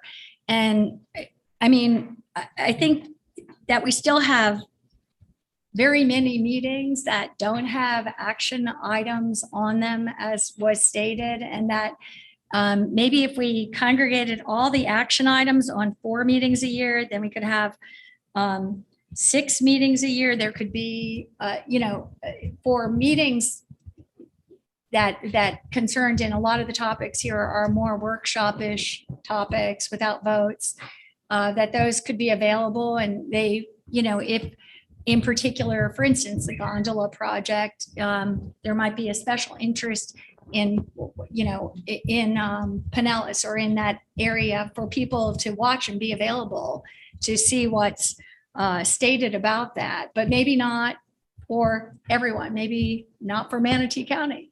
And so I'm just, it was said before, and I think it would be valuable to reduce the calendar to 6 meetings a year, and really focus on the action items and do and be able to do some of these virtually with workshops. So that would be my suggestion. It's quite a and I do like the idea of meeting at 1 or just 2 places instead of always having to figure out where the meeting is and, different timing. I had traffic issues here this morning coming here that held me up, but those would be my suggestions. Thank you, Commissioner Kemp. Commissioner Stark, you're recognized. I had a question about the airport. Is that because they don't have the technology? Yes. Okay. Mr. Chairman, if I could just, for a moment, I met with airport staff 2 weeks ago in preparation for the April TBARTA board meetings, which will be in the current airport boardroom, which is in the landside terminal. They are in the process of moving to Sky Center 1 and said that room is not available in April, but I do believe they're in transition to do that because, of course, their board meetings need to be streamed as well, too. So we'll continue to have conversation with them, but I believe the Sky Center 1 conference room may be available later this year. If not, they certainly have their boardroom, and that's where we will be able to stream and have our meeting via Zoom on April. So they have fixed the streaming issue that we had before. So last time we met there, they couldn't stream. Well, they're still in the process. Their staff is even in the process of still moving their offices over. So I think that's in process. Well, that's not our question. What will the new boardroom in the new building have the ability to stream when they're moved in? My understanding is that it will. Because that's important. But Well, as gosh, we move to that location, that needs to be confirmed. yeah, Chairman? Commissioner Holcomb? So 2 Recognize. points. I appreciate the long thinking for the calendar, but I do, as other commissioners have pointed out, we should be thinking about, major conferences. And the August 19th one is a problem because that's just a couple days before the primary. So I think some of those things need to be incorporated too. So if the 26th could be worked out for August, that would be better for those folks that are in the election process. And to the chairman's point about regional transit, look, we're representing Hernando County. We're not getting a train, mass transit coming to the border of Hernando County, but I grew up in the Washington area, so I never expected that in the Washington area either. So we drove to central location for transit, and we took that transit system, whether it was bus, metro, or train, to the location, usually in Washington, DC, that you wanted to get to. So we're not getting anything to Hernando County, but for the workforce in Hernando County or the entertainment community in Hernando County, when they want to come to the region of Tampa Bay, hopefully we can get them to a transportation center that can get them to the facilities that they do want. I mean, but I'll probably be gone by the time something really gets to the, I don't know, Brooksville or Spring Hill, unincorporated area. But in the meantime, if we can get them to the hubs that get them to the places they want to go, that's the short-term goal. Commissioner Starkey's going to let us hop on at Wesley Chapel. Okay, That's our she can make a park and ride. Yeah, park and ride. yeah, from there. yeah. Park and ride from Wesley Actually, Chapel. I think it'll might be sort of even a north of mess. that. I think see at 54, 54. maybe, yeah, 52.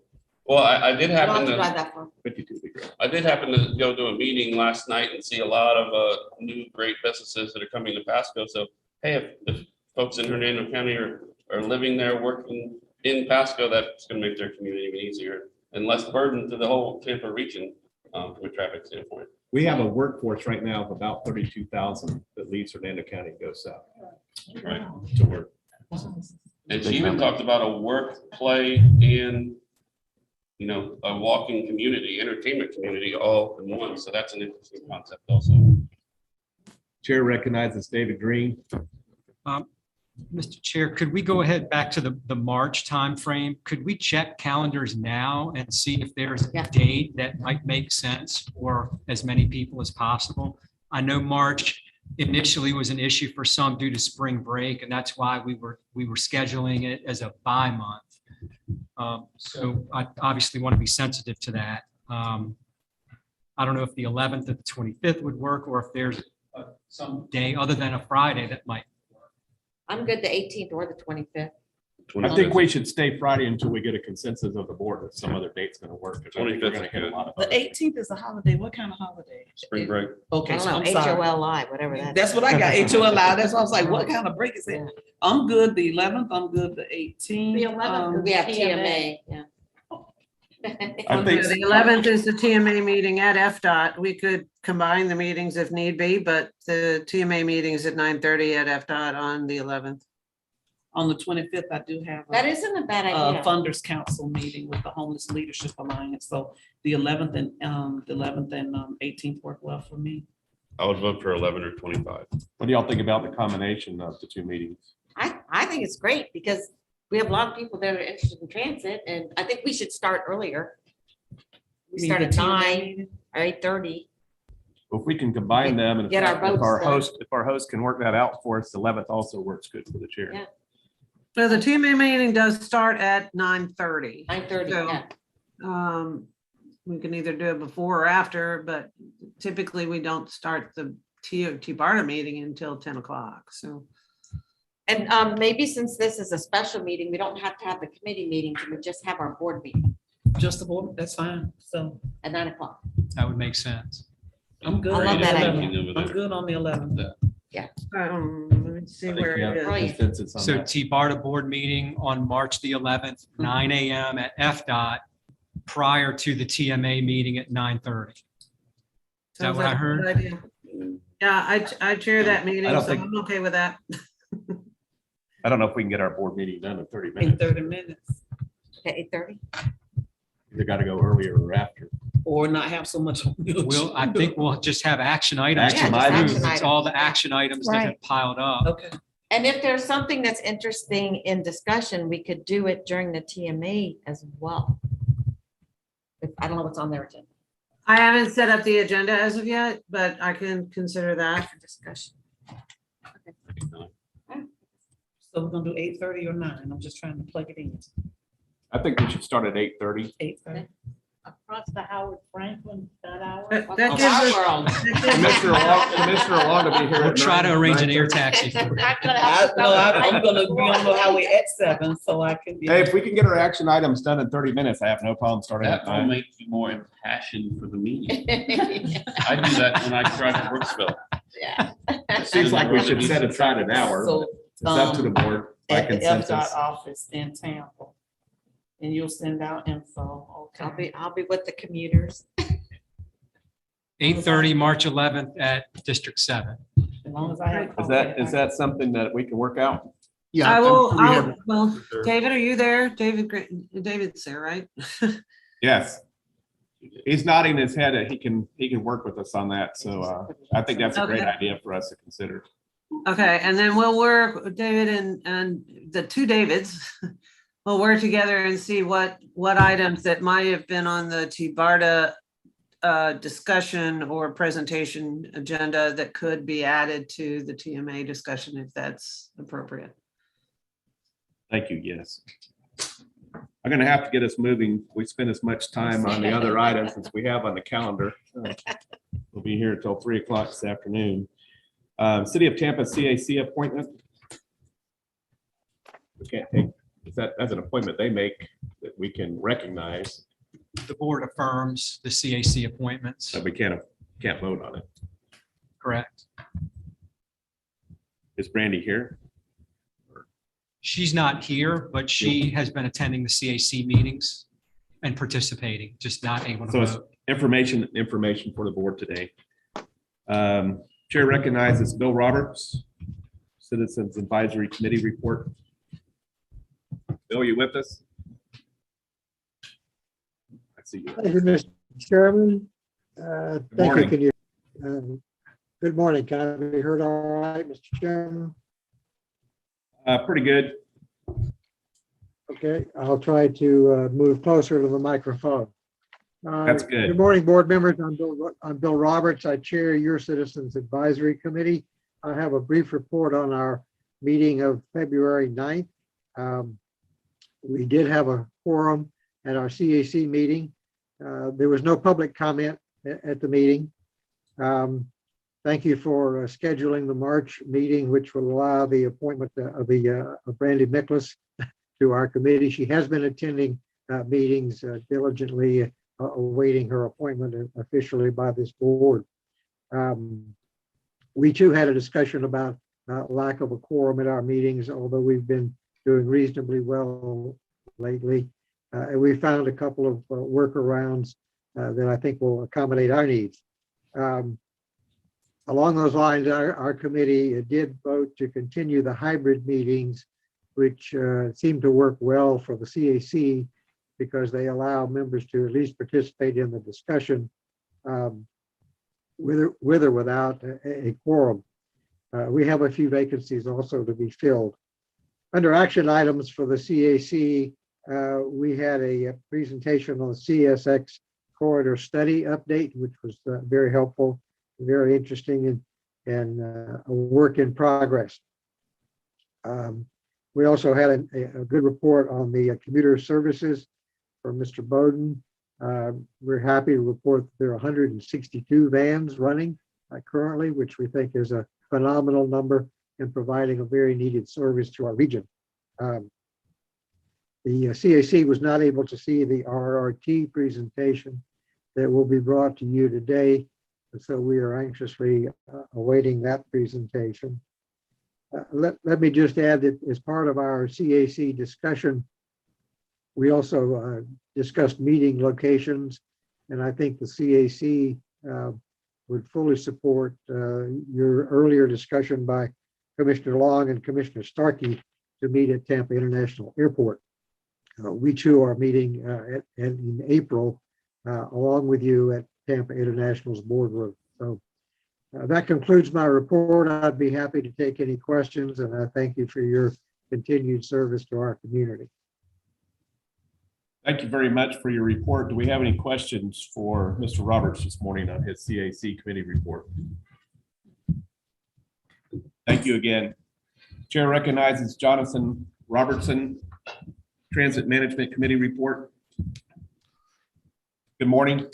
Good morning. Can you all hear me?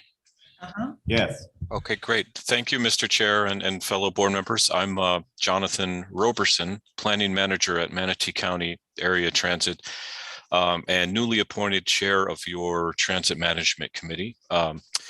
We met on January 11th at PSTA. We had a full quorum, so all 5 transit agencies are represented on this board, and had pretty good discussion. We didn't have any action items, but we had some good discussion items. One of the new discussion items we've covered, and it's kind of an effort I asked for before I was chair, was to have all 5 of the transit agencies kind of have ready and present a kind of list of unfunded transit needs, both service and capital projects, some of the top needs from each county and each agency, and kind of present to each other. So we learn a little bit about each agency's needs, top needs, and then kind of feed these needs into the Tabarda regional TDP process. So I kind of kicked off this effort and presented MCAT's top needs. One of them is a route that goes into Pinellas County, and another top need is on our US 41 corridor, which actually someday might connect in Hillsborough County. But the idea was, besides all the other projects we review on behalf of the board as kind of a technical committee, we thought it would be good to always be aware of each other's needs as agencies. And these needs are sometimes different from the projects Tabarda and you as a board study and review. But we thought it would be helpful, and I really thought this, for you all to always have a cheat sheet for maybe some top needs in each county that are always there and may be unfunded but important to each county. So that's something you'll probably see ongoing from the TMC in the future, is kind of a needs list, a transit needs list. And I think it would be helpful for you all to at any time be able to say, oh yeah, doesn't that county, aren't they looking at getting a new garage, or isn't that corridor a big deal? Besides the regional projects, there's these other projects that are a big deal to all of us. And so look for that list, and hopefully in the Tabarda regional TDP, that type of needs is always documented for you to look at. The other item we discussed was the Tabarda-led CSX corridor study. From what we understand, it's a corridor study that's Tabarda staff's going to lead, looking at Brooksville and Clearwater CSX lines. And so naturally with the TMC, that generated a lot of discussion and interest. And I think some of the key comments from TMC members were, is CSX on board with the study completely? They understand that just some of the corridors are being studied. Another TMC member asked that the staff consider the corridor study from 2009, which I think looked at some of these corridors. And I think the Tabarda staff was also asked to keep in mind the FRA regulations regarding light rail operating within commuter or freight rail right-of-way and the restrictions on that. So good discussion there. An additional item was these raised planning grants were discussed among members, and some potential grant opportunities there. And then we usually conclude the meeting with some agency by agency updates and discussion. And so you have staff from each of your agencies there providing pretty good discussion on their top needs. I think what came out of that discussion was a lot of us at the transit agencies are finding that operator shortages, a driver operator shortages is a big deal. And in our case in Manatee County, we have many open positions and not as many applicants as normal. So we've really kicked off a big recruiting effort and pay raises and so on, trying to attract more talent. But that's really all we discussed at this meeting. We meet again in April, and at this point, happy to be here, but I welcome any comments or questions you may have for me. Thank you, Jonathan. Are there any questions for Mr. Roberson on our transit committee got one report? up there. Yes, Commissioner Oberman, you're recognized. Thank you. Thank you very much. I appreciate hearing what all of the things that the transit agencies are discussing. I think it's really encouraging to hear that there's some collection of needs. I know in the last HART meeting, we learned the preliminary numbers of a $17.5 billion shortfall in our transit needs in Hillsborough County. So I was very happy to hear at NACO that under the transportation, under the investment infrastructure bill, that there's $39 billion set aside for transit, $66 billion set aside for rail, $7.5 billion set aside for electric buses, and $1 billion on reconnecting communities. So there's a ton of grant money out there that could potentially serve our region well if we speak,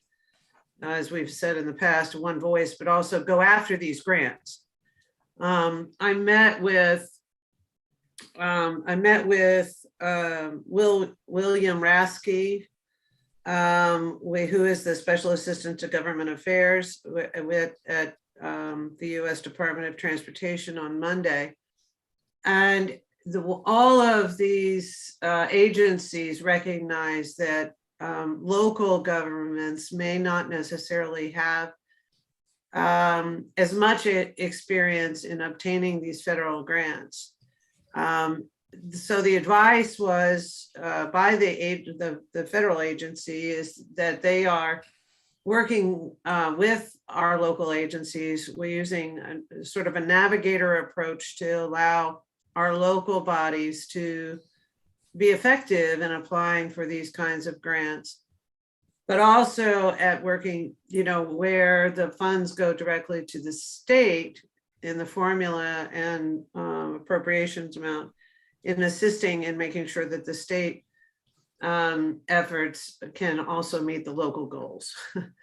So I got wind that there was some discussion about CSX's lack of interest in selling the Brooksville or Clearwater line. And I want to get some clarity on that, because there is a great deal of interest across the region, as best I can tell. At the last TMA meeting, we talked about it significantly. And with the contacts that I made with the Federal Rail Administration, that has a ton of money to assist us in financing or making passenger rail an option in our area, either through grants or forgivable loans or other means. I'm very curious to get an update on where that stands. Thank you, Commissioner. Do we have an update on where that stands from anybody that's more knowledgeable than the rest of us? Secretary Gwynn? David? Well, I'll go to Secretary Gwynn, and then if he doesn't cover all the points. I was just going to be repeating what he's trying to say. Yeah, so and I know Ming's here. He was actually, I guess, in the meetings with CSX. So I'd probably prefer you hear it from somebody who was actually in the meetings than somebody who heard about. I didn't realize we had someone so distinguished behind me. So okay, I'll move the microphone here. Oh, thank you, sir. Yeah, I'll do that. I do that. That makes a lot better. Yes. Please. Yes, Thank you. that is it on. Turn it on.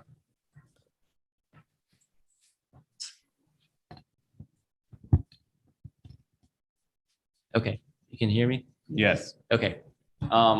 Yes, after our TMA meeting last time, we felt it was important to communicate with CSX regarding our proposed effort.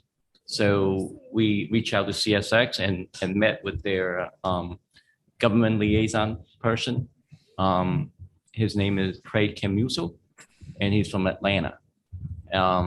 So he basically replaced Bob O'Malley, if you remember him. So we talked about our interest in doing the study and also in their line. The feedback we got from him was that right now CSX is really not interested in selling any of the lines, because back in 2015 to 17 timeline, they sold off quite a bit of their assets. And now they're back into the mode of expanding the freight business. And also they're really in the middle of a fight, as he put it, with Amtrak regarding passenger rail on the Gulf Coast service. Because right now Amtrak wants to reestablish the service between New Orleans and Mobile.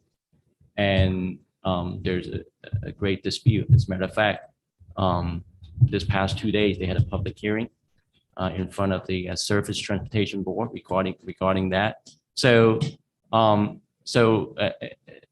that is really the position he presented.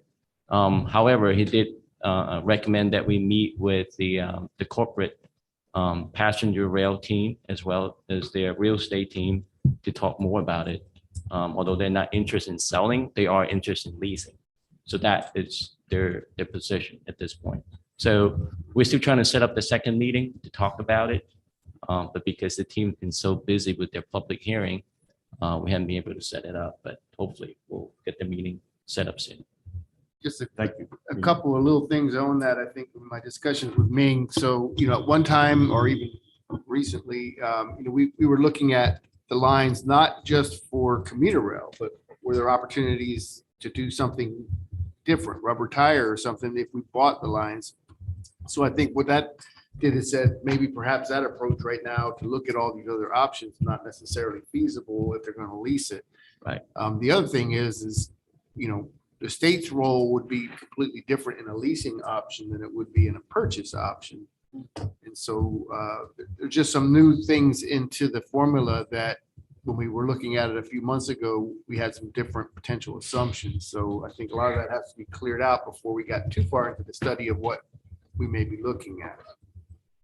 And then a lease arrangement, they would be interested in continuing to use them for freight. That'd be okay. But they would require a lot of upgrades if passengers came on. Is that correct? What I would assume, and I mean, obviously they haven't had the detailed discussions with us, but one, the existing freight lines aren't really probably very conducive to just running commuter rail on them. They probably wouldn't provide the level of comfort on the ride. Right. You don't have the double tracking out there that, you certainly want to have double tracking, at least in areas. So you don't have just one train running back and forth all the time. And then they would most likely require. Do you have the right mic? Does he have the right mic for the Zoom? Yes, I can hear him just fine. Right. Okay. They also most likely, based on, experiences we've had in the past, they would want to do a lot of safety improvements along their crossings. They probably would look to try to close crossings along the route if they're increasing the frequency of trains. They probably would want a lot of new crossing equipment, those sorts of things. So you open up a whole bag of worms that we'd have to unload and figure out what the implications and cost implications would be. Being you recognized. Thank you. Another part of the conversation, Secretary just reminded me, was that we want to get full cooperation from CSX if we are to undertake this effort. Part of it is allowing us to do assessment of the track condition. Prior to the conversation, as a matter of fact, I've been in contact with our consultant team about doing an assessment. But at the same time, I want to make sure CSX, agree in agreement with that, as well as providing us the accurate data on their freight movement on their line. So that will be part of the second meeting conversation as well. Thank you very much for the update. Any commissioners have questions for Secretary Gwen or Mingo? I just have a follow-up if someone else goes ahead first. Go ahead, Commissioner Overman, you're recognized. Thank you, and thanks for the report. I do want everyone to be very cognizant of the fact that the Clearwater line goes over basically is just north of the airport. The connections there between the Brooksville line for north-south and the Clearwater line that goes east-west to from the Tampa Hillsborough over to Clearwater and down to Pinellas are a critical opportunity for our development of a passenger rail. And if I understood the request that TBARTA was addressing, part of it was to identify the right of way and what the width is. If it's possible to run a second line near it, if there's possible to lease the lines, that is obviously something I think would be worth having a conversation. The condition of the line to determine if there is an opportunity using the Consolidated Rail Infrastructure Safety Improvement Grant Program in partnership with CSX to get those lines sufficient for a passenger rail, asset. So I don't want to hesitate at this point because they are dealing with their issues associated with Amtrak. Because I think for the Tampa Bay region, having that right of way activated is a real opportunity for us that we have to focus on as we negotiate with them or at least explore where there are opportunities given there's so much funding there. I would imagine that CSX would possibly need a local government to help them with some of their infrastructure challenges if we were in partnership with them. So I look forward to furthering this conversation, but I do not want to hesitate, even though I know they may have their hands filled with Amtrak. So I'll just stop there. Thank you. Thank you, Commissioner. Commissioner Flowers, you're recognized. Thank you, Mr. Chair. My only concern would be what would happen with our assets if we move into a lease agreement, turning over those assets rather, depending on how long that lease agreement will be. And then what would we be able to retain and benefit to our constituents based on services if we had to turn those rail lines back over after that lease agreement. So I understand that that CSX is in a real battle fight, if you will. And it's interesting, but I guess good that persons want to utilize train services to get across America again. I enjoy riding the train actually when I've ridden it from here all the way up to Boston. But I would have those concerns if we're going to look at any feasibility studies, usefulness, the life of the lease, and how those assets or financial remuneration for any assets we would lose. Thank you, Commissioner. Any other commissioners? Commissioner Kemp? Well, I would just out of having looked at Sunrail for a long time, I mean, it is, I know Tri-Rail doesn't have any freight. It was done many years ago, doesn't have any freight going on. It was CSX track converted for public commuter use from Miami to Fort Lauderdale to West Palm.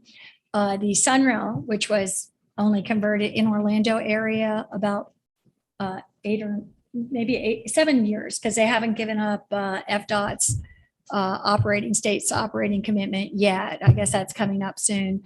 But that rail is also leased, and it was much more used for freight than the rail the rails targeted that we have in Hillsborough County at least. And that they do freight at night on those rails with a lease, use them for commuter rails at other times, and they're doing freight leasing. In fact, it's helped support the cost of Sunrail. In the rails at And there are many rails in Hillsborough County that are being heavily used for freight right now and would not even be considered in any way, even though sometimes it keeps getting pointed out. But for the rails that I think would, at least for us in Hillsborough County, would be most significant are, have de minimis freight traffic on them. And I think I'm not sure if it still is, it was very recently being used. The rail that went along the north that Commissioner Overman referred to goes from basically Busch Gardens east-west, just north of the airport and through Safety Harbor and Clearwater. And until recently, and I'm not sure if to this day it's being used, but until very recently, it was used daily for freight intake into the airport, but in a minimal way. But that's just to say from the north, that's very accessible. Something else could be accessible as well, but it goes directly from Clearwater to the airport. But just pointing out those pieces, not with any. Secretary Gwynn. It just, and I know we're kind of in an area where we're still trying to figure out what can or can't be done. But I think, quite honestly, in order for CSX, I think, to really talk to us in seriousness, they're going to want to see that the region is serious. And I think that in Sunrail, that's when you started getting the interlocal agreements between the counties and the cities along the route, a commitment to provide funding of some type for, if they don't see it as a real project, they kind of feel like they're wasting their time sometimes. They don't take you seriously, and they don't want to talk about details because they don't think it's real yet. So, at some point, if we can get more serious where we show them we've got something to bring to the table that might actually create a project, that's when I think you'll really start to get their attention and talk to us in earnest. Yeah, so in Sunrail's case, the state actually negotiated with CSX to purchase the line with the backing from the locals, basically. They committed to fund the half of the non-federal share, basically 25% of the project in capital, and also committed to take over operation after 7 years. So the state purchased the line, but leased back to CSX. That's why the purchase price was only $432 million in total, including all the improvement we committed to make. But that was only 2/3 of the value. So we basically allow CSX to run freight at night. So they retain 1/3 of the value and take over switching operation at night. So there's a lot of pieces that to put together. But really, at the end of the day, the state actually went in and purchased the right, purchased the line and commit the lease back to CSX for their freight operation. So, when we had the conversation with Craig, his indication was it's going to be a little different. It's going to be different than what we talked about in Sunrail, because this is leasing only to the passenger operator. So that's why, the secretary mentioned, we may play a different role with the state because we're no longer in a position to talk about buying. So more to learn in the second meeting. Hopefully, we get more information and I can share that with the bigger region. Everybody will know where we're at. Is it reasonable to think that a relationship with Tampa Bay through District 7 is valuable to them, I would assume? I mean, they want to be at the table. Yes, and he made that pretty clear that CSX would like to deal with the state directly because we work with them on a regular basis. He said that we know their language, we know their needs. We've been providing them financial support for lots of improvements at the crossings, and we have done it before. So, they do want to, work with the state, but I also mentioned that this is a really a regional effort here, for Tampa Bay. So obviously he wants the region to be at the table as well when we have some serious conversation.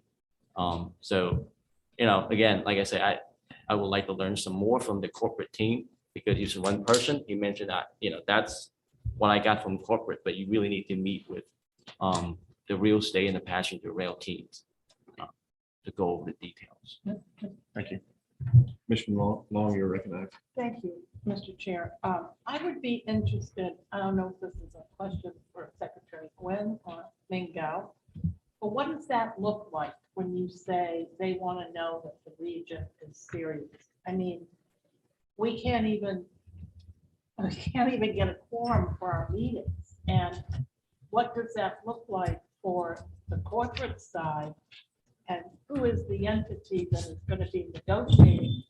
I guess as an elected official, I have a difficult time wanting to commit our county to enormous dollars for a project on something we are leasing. I don't know. I mean, is that a crazy question? We have a hard time figuring out how we're going to come up with the dollars for our local match on things. So to come up with millions of dollars for a project that is going to be on something we lease doesn't sound like a really good public policy path to try to go down. Maybe I'm, get what I'm saying? Negative Nelly. I don't need to be a drop of blue, but I try to keep my feet on the ground and my head out of the clouds. And while we all want to move forward, when I hear Secretary Gwynn, they're going to want to know that you're serious as a region. What would we have? I mean, what does that look like? And what do we have to do to show that we're serious when we have all these other things that we're dealing with? And some of you heard Mayor Kreisman when Commissioner Starkey wanted to know why TBARTA wasn't leading the way on the waterborne transportation efforts. You heard his answer. I think that's a big problem for us.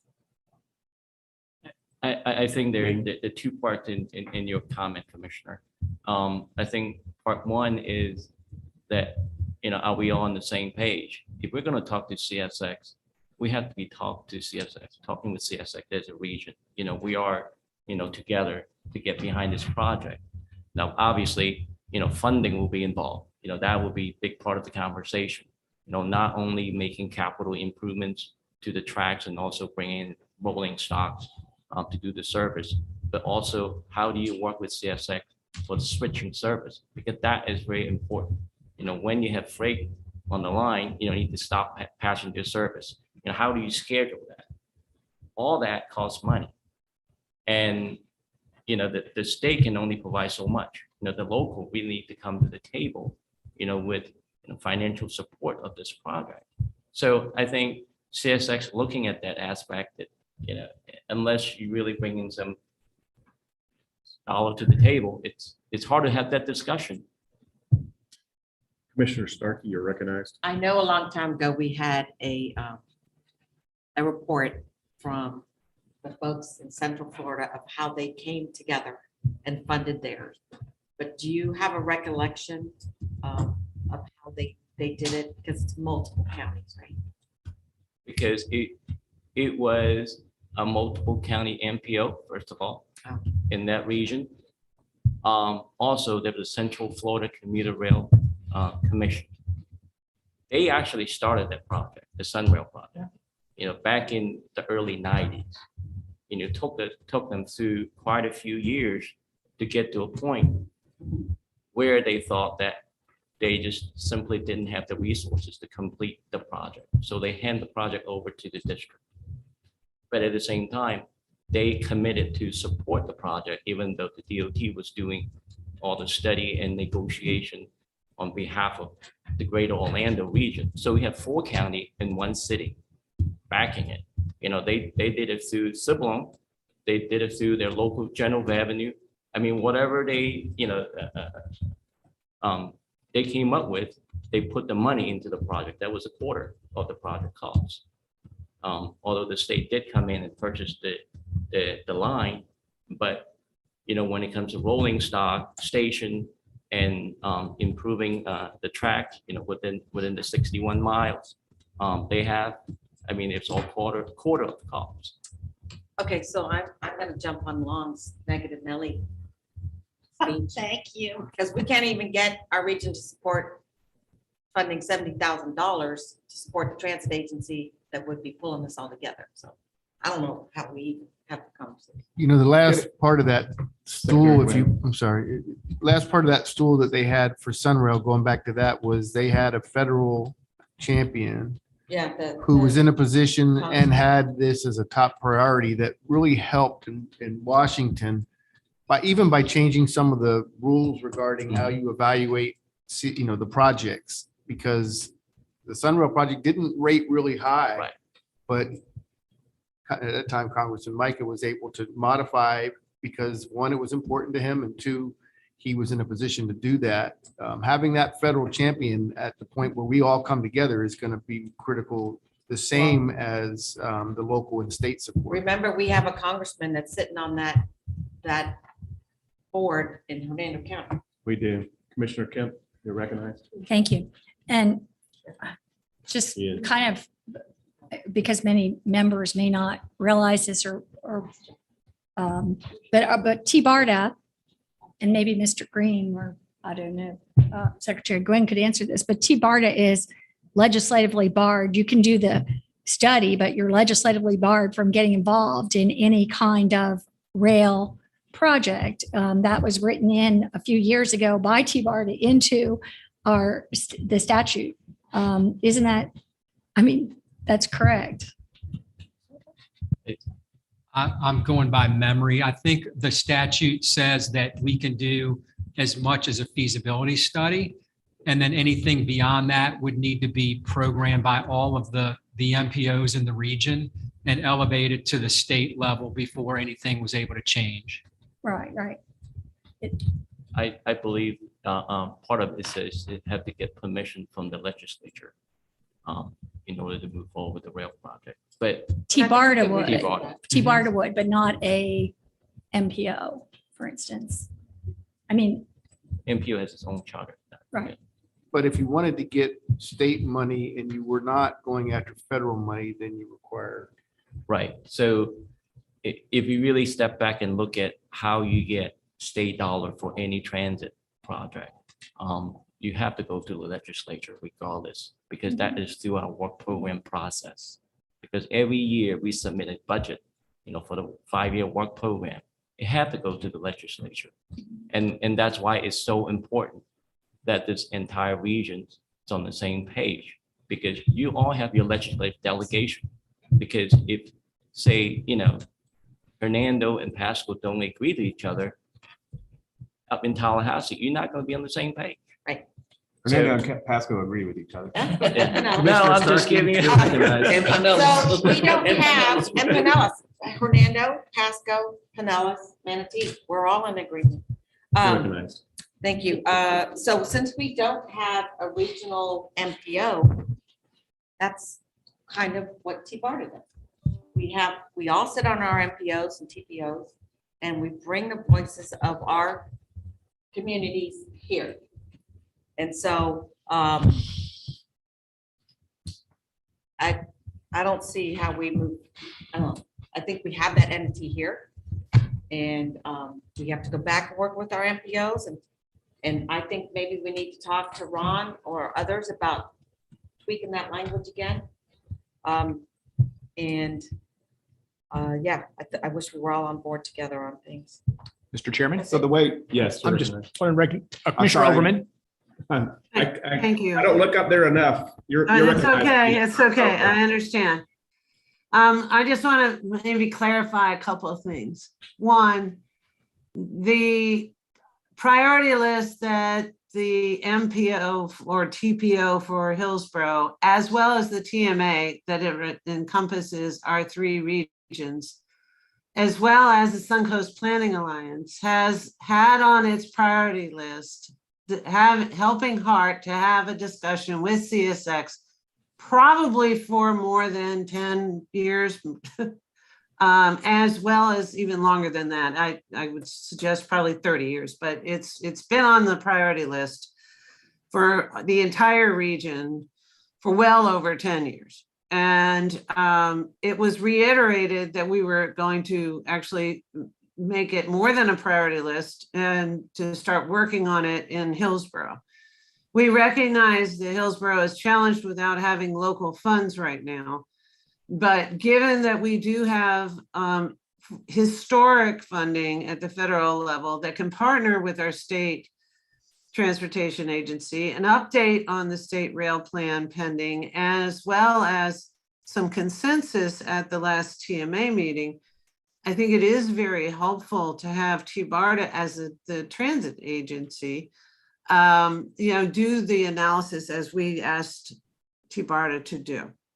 I do believe we have champions in Washington. We've just got almost $5 million for the ferry service, thanks to Congresswoman Castor. We have other champions in Washington to help us on transportation related items. And I do think there's an opportunity for us to move forward. And yes, I want to make sure it's reasonable.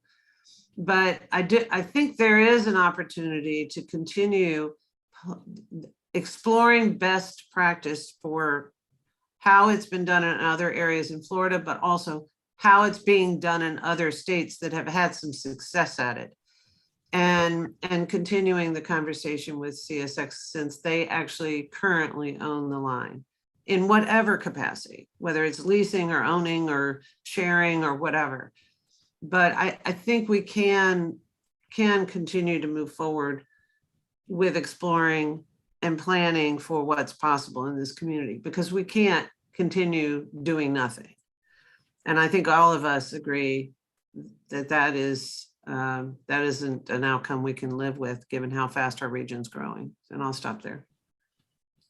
I personally believe that what Secretary Gwynn and Ming are telling us, in order to make it a project, we don't have to immediately stop ourselves with coming up with 25% of some funding we don't know what is yet.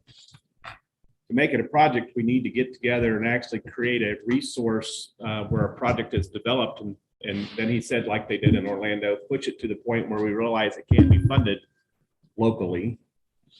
At that time, it's a project.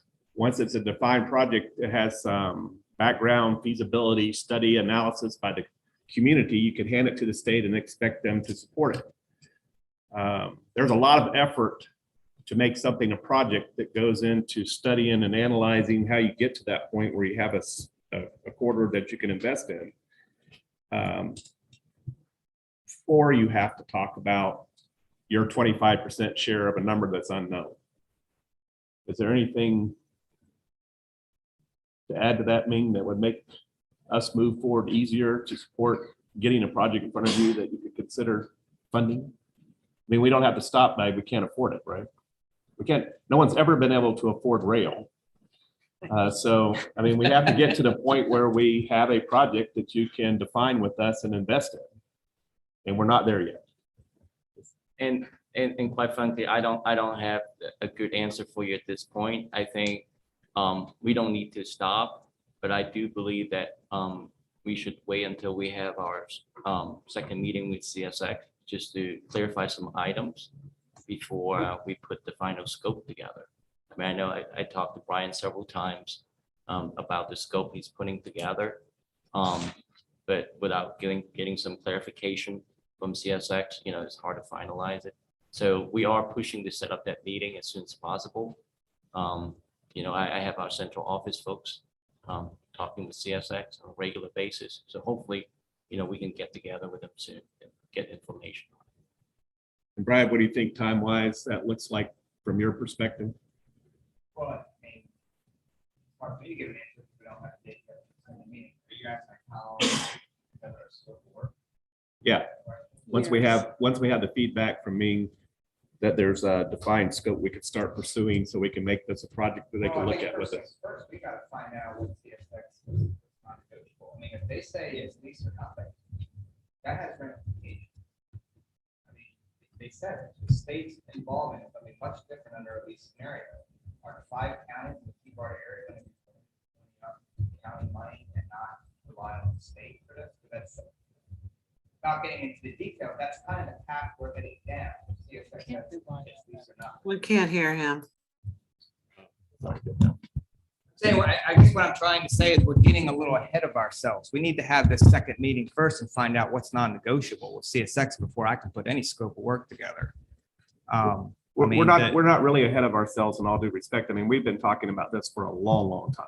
And so the question is, how long will it take us to get something that we can define as a project that includes rail with all those things in it that we can't fund? Because I go into these thinking, I know that we're not going to have the funding to accomplish everything. It obviously starts with the direction feedback we get from CSX. I'm agreeing with Ming 100% on that. In-house, I'm trying to decide what it would take for us to get something like this put together. We talk about 5 months, 6 months, a year, years. I mean, okay, so you're talking about to actually complete the study. No, to get our project defined so we can start the study. I don't want to just be pulling numbers out of the air. I mean, in terms of just putting together a scope of work, once we have a definitive answer on what CSX's conditions are and what the state's involvement would be, we could probably put together a scope of work within a month. Something we could discuss in July. But keep in mind, the original, the resolution that was approved at the TMA board meeting was for TBARTA to undertake a mode agnostic assessment of those two subdivisions. If lease is the only thing that's on the table, well, that rules out doing anything like, say, for example, converting that corridor to like a BRT corridor. You're basically, at that point, you're just doing an assessment of how much right of way is there, what's the condition of the track, what are the locations where you would need the double track, maybe revisiting some of the ridership numbers that were done back, when TBARTA actually already looked at those two subdivisions back in 2009 when it did its original master plan. We could revisit those numbers to see how the ridership pans out today. But and we already determined in that 2009 master plan which areas of the subdivision were suitable for what they called commuter rail and what was suitable for light rail. And when I use those terms, what I'm really referring to is the spacing of the stations, not the vehicle type. And if we can revisit that to see if anything has changed. But if CSX says it's just going to be lease or nothing, at that point, you're really just doing a physical assessment of the corridor and the condition of the tracks. Thank you. Commissioner Long, you're recognized, and then I'll get Commissioner. Yeah, I listened to this conversation and I'm trying so hard to let my better angels shine through. But for me, I feel like it's like being a hamster in a cage and you're just pedaling around and pedaling around and pedaling around in circles. And I listened to Brian and he, is so hesitant to talk about timeframes. Listen, we have been talking about this for 50 years. In one manner, shape, or form. Secondly, 3.5 years ago, we started talking about cable-propelled transit. We're still not there yet in terms of even getting whatever it is they're studying. Remember when Ray Giamonte was here and how we would wax on about how all we do is do studies? This is exactly what the legislature keeps on. When are we actually going to get something done? And it's just so hard to work with these timeframes. I assure you that we start down this path, you're looking at least 3 years by the time they do the scope of work, put out the RFP for a contractor to do the study. You all have been here. You know how it works. This is just more of the same, in my opinion. Commissioner Kemp, you're recognized. Actually, this was just a technical. So when you're defining light rail and commuter rail, it's not defined by the vehicle. It's defined by the spacing of the stops. Yes, I'm going back to the way it was worded in the 2009 master plan, because if they described, when they looked at those two subdivisions, they said, okay, in these parts of the say the Brooksville line, this would be most suitable for commuter rail. And this part of the line, say, for example, from Tampa to Clearwater, it's light rail. But we all know, and Beth has said this countless times, that if you're going to have freight operating on those tracks, you need to have what's called a diesel multiple unit.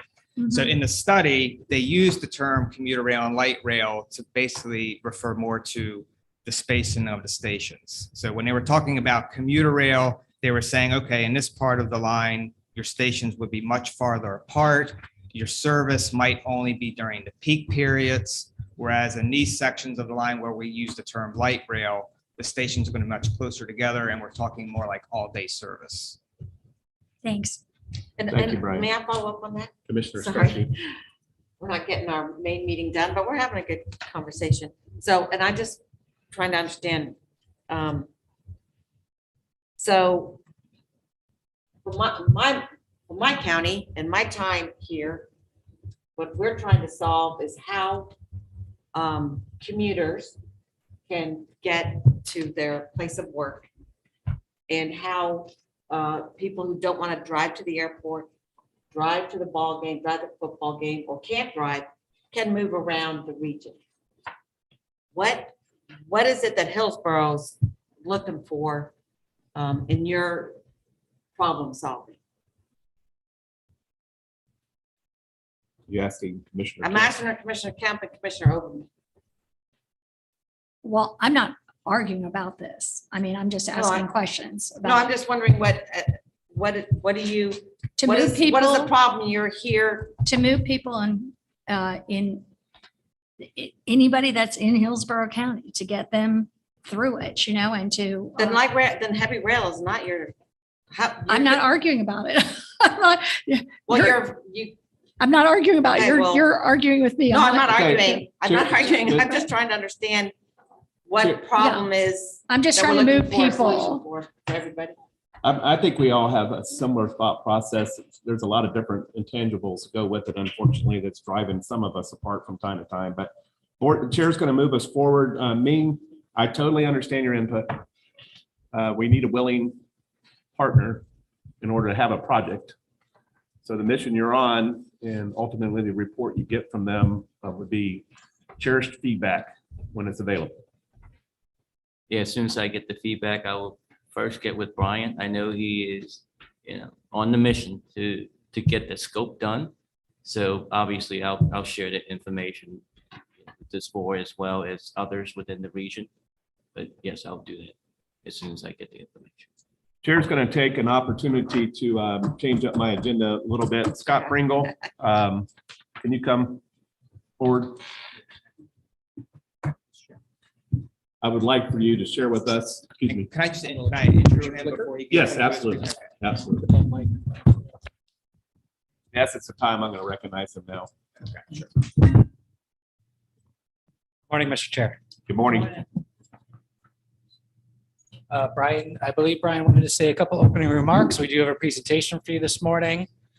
Brian, you're recognized. Sure. So, thank you, Mr. Chair. So today's presentation, it's an information item, and it covers two topics. It's going to cover the draft concept of operations for the RRT, and it's also going to address vehicles.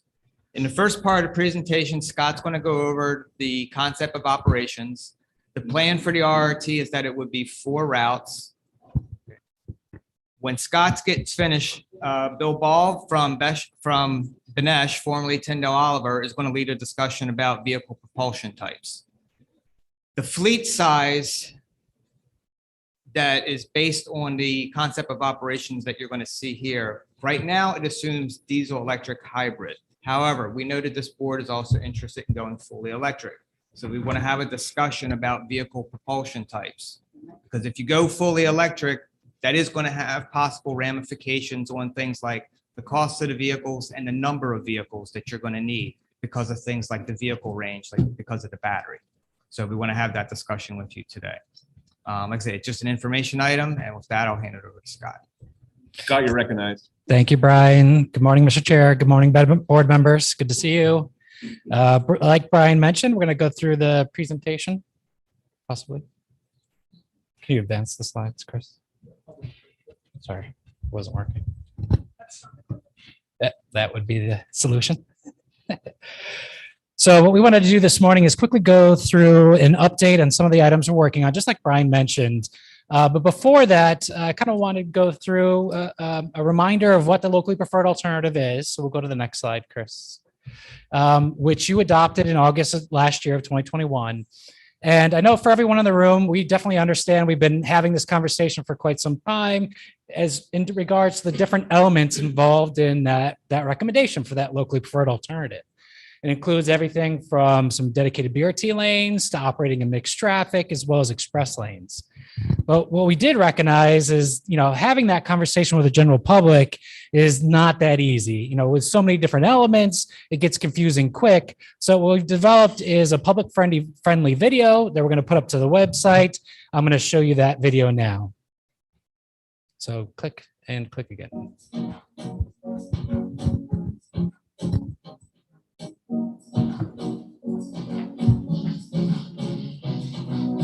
So as you can see here, we're illustrating the overall corridor with those stations identified as the black dots.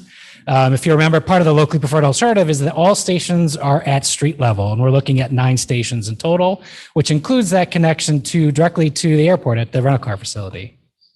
These are some video images of what a potential station could look like for the RRT. I know we've had some pictures that we presented to this board last year as well. They're essentially from the same suite of images. You can see the enclosed station there. We're definitely talking about connectivity to those stations. Obviously, a big conversation we had here at the board is that this project's intent is to complement all the other initiatives within the region. So we wanted to call that out specifically, where we're showing direct connections to the Sun Runner, Hart's efforts to look at BRT in Tampa area as well. Oops, the video is stalled. And you can see here some of when we're talking about the dedicated lanes, you can see we're showing here on the outside lanes of the interstate that 16-foot wide shoulder, 12-foot for BRT, 4-foot for drainage and spread. We're illustrating the connections off the interstate to get to those critical stations like Pinellas Park, as well as here in the Greater Gateway area or Caroline, where we actually are sitting here today. And then entering into the new Howard Franklin Bridge that you can all see being built as we speak. And that's where we're using those express lanes until we get into Hillsborough County.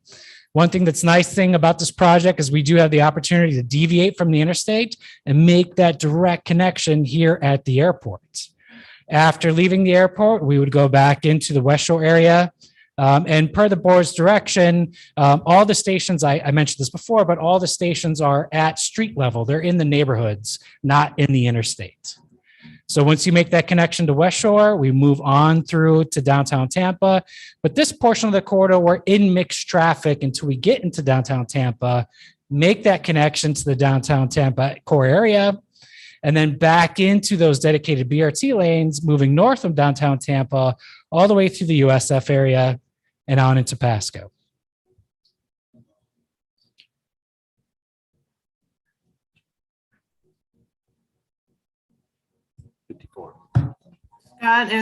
Scott, for the purposes of the public record, the presentation you just made, as well as the slide you showed, were not available. We're not available. So we'll make this video available, Commissioner, to make sure everyone has it. Really, what we'd like to do is put this to the project website so that it's available to all. But we wanted to just give you guys a preview today. Again, just a quick video talking about what the LPA is. More importantly for this morning's conversation is, we understand what the locally preferred alternative is. What are some of those treatments that we're looking at in terms of how the alignment works? But the next question is, how does the service operate? So how long during the day does it operate? How frequent? And how does it make those connections to those different stations? So we've gone through a number of different iterations over the years in identifying what would be the preferred operating plan for the RRT and the locally preferred alternative, always focused on performance and of course cost. And what we're looking at right now is essentially a service plan that includes a total of 4 combined routes. Within those 4 routes, we're anticipating about 22 vehicles needed to run the service. Right now, at this point in time, we're assuming that those are hybrid diesel vehicles. You can see roughly the approximate cost operationally per year to run that service at just being over 7.5 million. You'll notice that in the center of our region, there's multiple routes that are overlapping. So what happens in those areas is because of the overlapping routes, we actually get a higher effective headway because you have, like I said, multiple routes operating at the same time. In those areas, our highest frequency is about 7.5 minutes connections to each one of those stations. We're also looking at providing the service between 6 a.m. in the morning and all the way up to 10 p.m. in the evening. The importance of having those late evening hours is the opportunity to continue to serve folks within the community, make sure they can get to jobs, even if they're not traditional 9-to-5 jobs.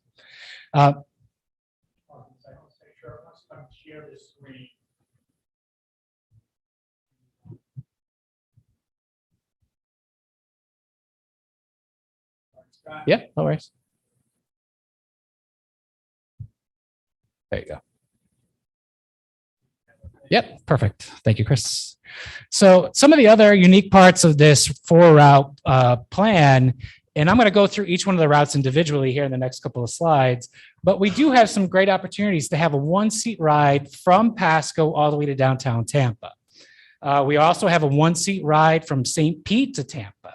And that breakpoint in downtown Tampa is really predicated on all the data that we've looked at over the years. We know that that's really where the core two travel markets are within our region, north to Tampa, and then of course, St. Pete to Tampa. But I talked a little bit about that opportunity to leave the interstate and make that direct connection to the airport. We've also been looking at the opportunity to leave the interstate and make a direct connection to the USF campus at the UATC. Obviously, FDOT is looking at initiating their PD&E to look at some potential improvements to Fowler Avenue. HART is also working on some concepts for bus rapid transit that might also be on that corridor. So again, this I think is an opportunity to partner with those local initiatives, complement them, take advantage of some of those investments to actually serve the residents or the students directly that are going to the campus. Next slide, please. So I'm going to start going through each one of those individual routes.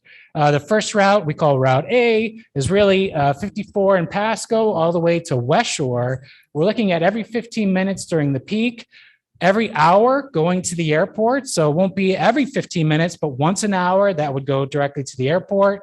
And you can see the list of stations listed here, which includes not only getting access to a station roughly around the interstate, Nebraska and Fowler area, but as well as that deviation that could potentially go directly to the University of South Florida campus. There just be, Chair, just kind of a point of order in this. I think that Commissioner Overman actually was trying to, if we could just allow her to speak, because she wanted to just put on the record something. I heard what she was saying with regards to the presentation, and I think it's significant.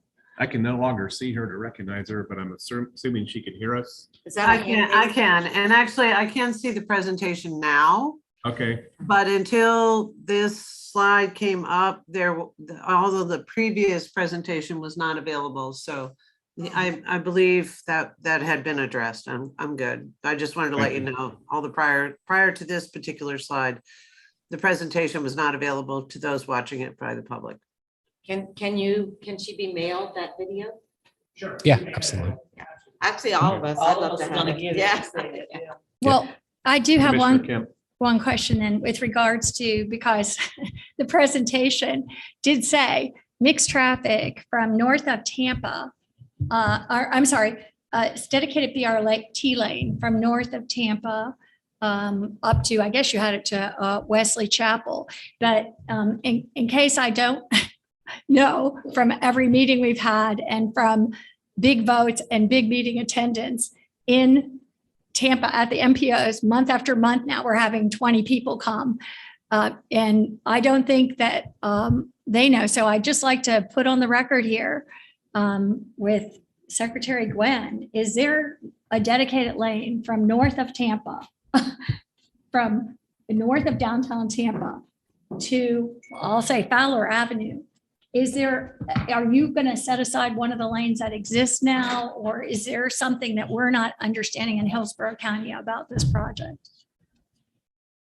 So the shoulder use would be available from roughly Hillsborough down to Nebraska roughly. The shoulder that exists right now, not a new and improved shoulder, because we took that off the tip at this time to not be funded. Not north of Hillsborough. Not north of Hillsborough. So the TPO took out they took out the widening of 275 north of Hillsborough up to Bears. So essentially what that does is it means that we wouldn't have the ability to do the shoulders incidental to that construction north of Bears. So, it depends how you go after this project. If you went alone as a standalone federal project, I'm looking at Ming to make sure I don't say anything wrong, but if you went as a standalone project, you'd have to pay for that construction entirely out of the transit project, which would be transit dollars. If we did it incidental to widening of the interstate, then that could be done with highway funds, which means it wouldn't count towards the cost of the project, which would increase the favorability or the ability. But I mean, the truth is, if Hillsborough County doesn't support this project, it'll never happen because they have to be a funding partner of it to get the federal funds. And so, I mean, until that point came, it would be very difficult to do anything north of there. So my problem is just about a misrepresentation and how this is presented to people in Hillsborough County. There has been massive input about this, and the suggestion that there will be lanes added, which is the crux of the issue in Hillsborough County. We had 600 people come till 4 a.m. at an MPO meeting, but more than 1 year in a row. So the suggestion on here, if you're not setting aside, because I hear dedicated lane. So if there's not going to be a dedicated, I just think, it's a fact. So if we could clarify that and give accurate presentations when you do this, either there's going to be a lane dedicated by DOT, I guess, of the lanes that are there. We're talking, I think, two different things. Ming. Yeah, and if I may, Commissioner, what we're describing here is that locally preferred alternative, which this board adopted last year in August. Obviously, there still needs to be a lot of conversations as to whether that project gets built or funded.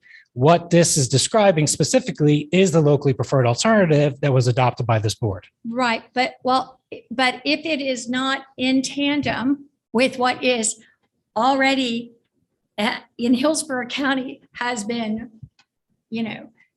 I can't even tell you how Secretary Quinn knows in the last few months, our MPO meetings have started up again, and there is there's a lot of dissent about even the de minimis.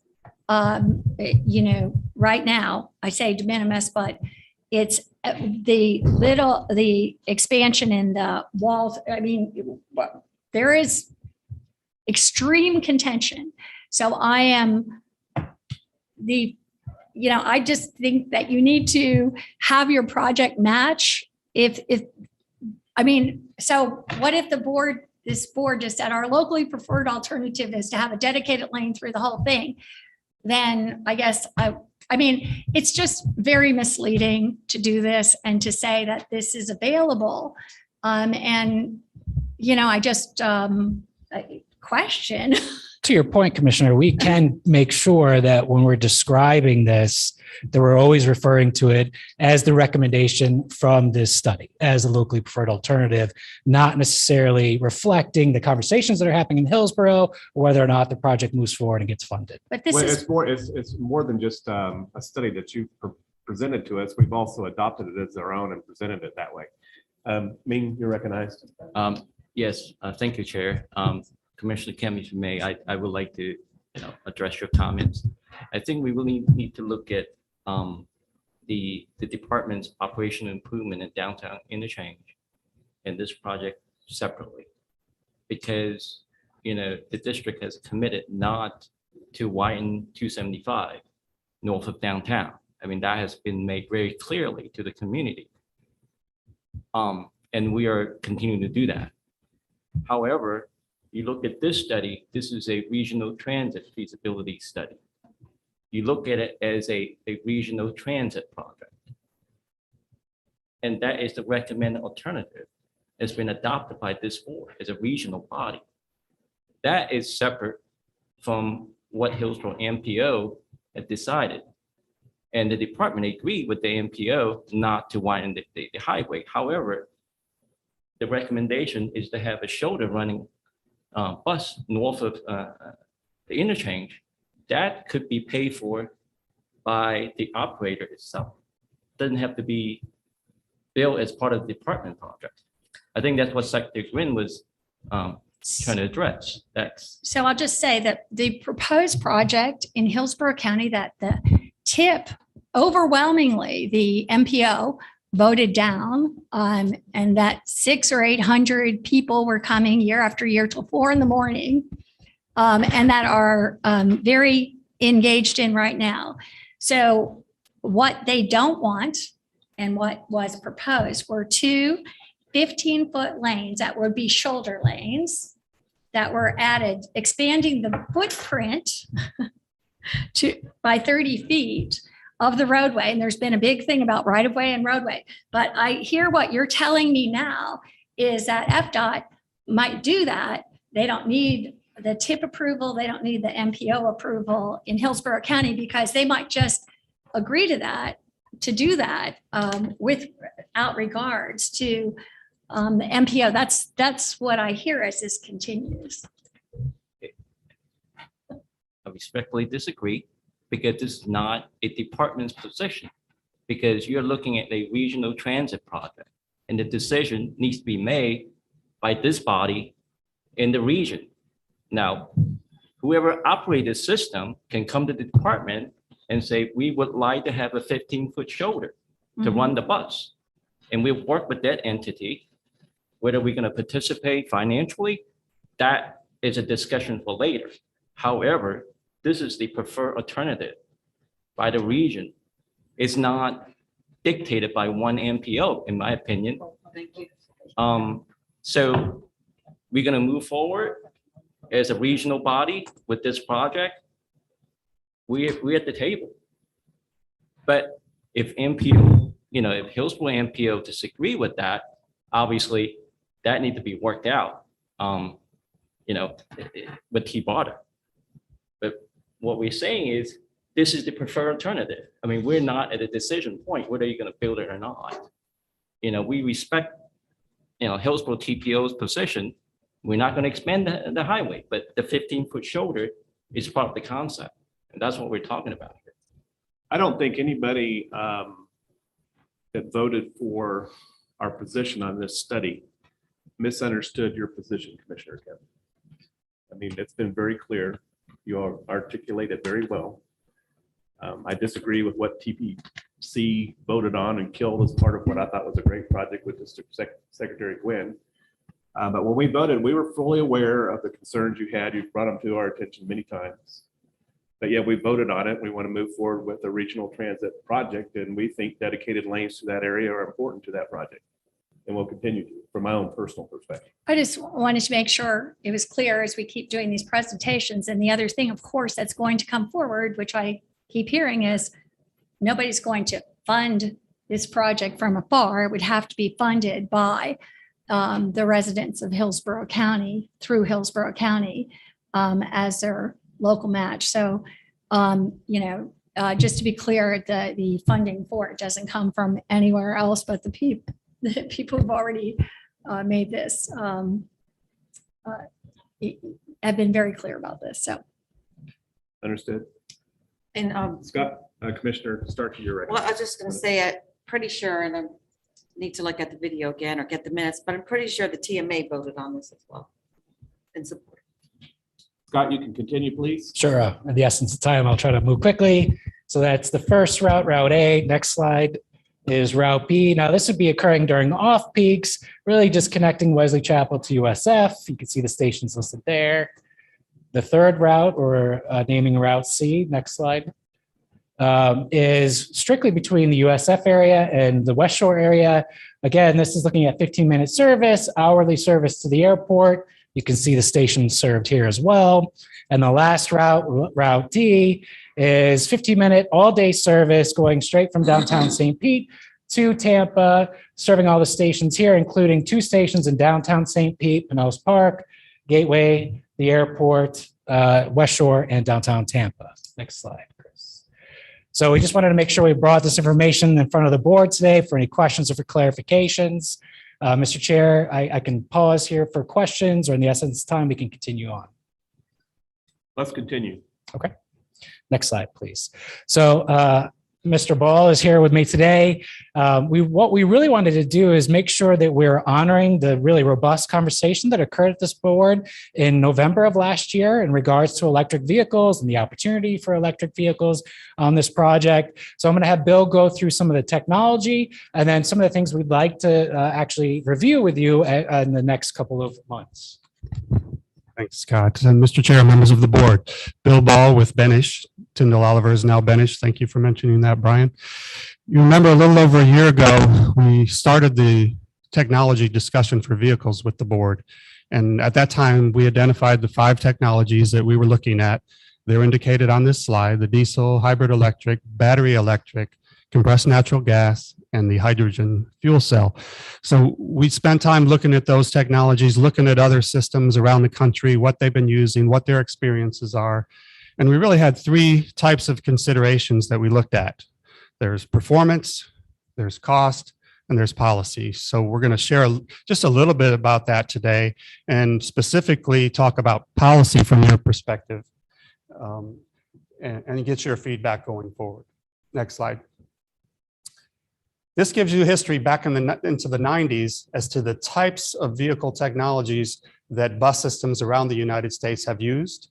So you can see the gold bar, that's diesel buses. Back in the 90s, practically every bus that was operated was diesel. So you see how that's changed over the years with alternative technologies. And that's down to less than 50% of the bus fleets around the country. One thing I'll note is you look at the alternative fuels on this slide, you see other alternatives, but you don't see battery electric. That's because it's such a small part of the total fleet in the country. It's not even showing up on the graph, really. It's part of other, so you don't see a lot of it yet. I'll give you some anecdotal information about that. If you think about how many buses are operating in the United States, about 75,000 buses last year. In 2019, there was about 450 buses deployed that were battery electric. Now in 2020, that's up to about 1,000, so it more than doubled. And then in 2021, it's up to about 3,500. So it's 3.5 times. So you can see the trajectory is really going up in terms of growth of battery electric, but it's not moved the needle much on the total amount of fleet out there. But that technology is changing rapidly. And we really think about a project that's going to be, if it's 10 years down the road when this project ultimately operates, for example, will the battery technology be there? Probably will, and we'll talk a little bit more about that. Next slide. So these are a few BRT projects around the country that provide information about the vehicles that they chose to move forward with in the last few years. It's just some good examples that give you the type of vehicle they chose in terms of the technology, the size of the vehicle. A lot of them are the 60-foot articulated vehicles. It really depends on the demand for the service and the amount of capacity you need on those vehicles. You see the manufacturers and the cost per vehicle at the time that those vehicles were purchased for these projects. Sunrunner is on here as well. You can see they chose the hybrid electric, and that's the Gillig brand, a 40-foot bus, and it was about $832,000 per vehicle at the time that they purchased those vehicles. So just some background to help us give a range of cost for what we might think about going forward. Next slide. This is that range of cost by technology. You can see that the electric technologies are the most expensive still, but the costs are continuing to come down pretty consistently from year to year as that technology continues to mature and there's more implementation. But it gives you an idea that hydrogen is not that highly utilized. Few applications, largely in other parts of the world, but battery electric is coming a long way, but it's still in the range of $1 to $1.5 million per vehicle. You can see that diesel is the least expensive, and that's the one that's been around the longest. So that just gives you a range from high to low for each of those technologies. Next slide. Mr. Chair. Yes. Mr. Ball, if you don't mind the interruption at this point, I'm very interested in this particular issue because at PSTA, which is our, as you know, transit system in Pinellas, we have made the decision to go with all electric buses to replace our current fleet. Now, we have purchased, Renee is here, she's on PSTA as well. We have purchased 16 of them, but what I'm interested in, and I'm interested to know if you're going to talk about that, while they are right now more expensive on the front end, the cost savings, the study that we did that showed the cost savings over a 5-year time frame were staggering. For the in terms operating and of- maintenance. In terms of, Yeah. Diesel and all the other alternatives. You're absolutely right. I agree with you. And we're not presenting operating and maintenance costs today. Scott's going to allude to that a little bit, but really we wanted to get some direction from the board before we come back next time with the details on that side of the. Yeah, but unless you know that up front, it's very difficult to make the right decisions. And, oh, it makes a lot of sense. When you see those numbers, you will agree that as long as the technology has matured, and we'll talk about vehicle range here in a second, as long as that technology has matured, then I think you will agree that it's the right decision. But we want the board to make sure we bring you along and agree with that decision. And the other piece that I hope you will speak to, and if you're not prepared to do it today, I'm sure you will when you come back, is the enormous amount of money that's in that bill at the federal level to focus on electrification of public transportation. Absolutely. And the money's there in the infrastructure bill to help do that. Sure. I will say, I meant to mention this earlier, that it's been projected that by 2025 or 2025, that half of the vehicles in the country will be battery electric. So many systems, just like PSTA, are moving more and more towards that full electrification of their fleets. And then So when you get to the piece about the infrastructure part, there's also dollars to provide for the charging stations and the, and the other part, I hope you'll keep in mind, we have a terrific partnership with Duke Energy on the chargers necessary to be, charge those buses up really quickly. They just drive onto the pad, drive off, and it's just easy peasy. Just thought it'd be interesting to Got it. share. Commissioner Long, are you pro-electric? Yes. To the point where I actually have an electric vehicle. It's so fun. She tells me she can make it to Tallahassee on that charge, but I need Yes, to I prove. went all the way to Orlando and back. That's not Tallahassee. So I guess they're in back. one of the challenges, if we were to implement this project today, that we might have concerns about is you look at vehicle range on a full charge.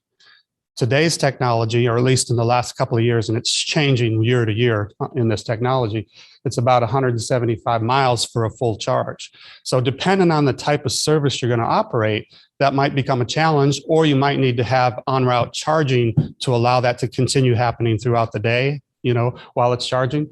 But I will say that when you look at the last couple of years, that amount of vehicle range for battery electric continues to go up. So if we say 5, 10, 15 years from now, it's going to be more and more feasible to have battery electric for almost any type of transit service going forward. But you can see the range that comes from the other technologies, which is why it was a challenge in years past. And now that's changing as the technology of batteries continues to improve. Next slide.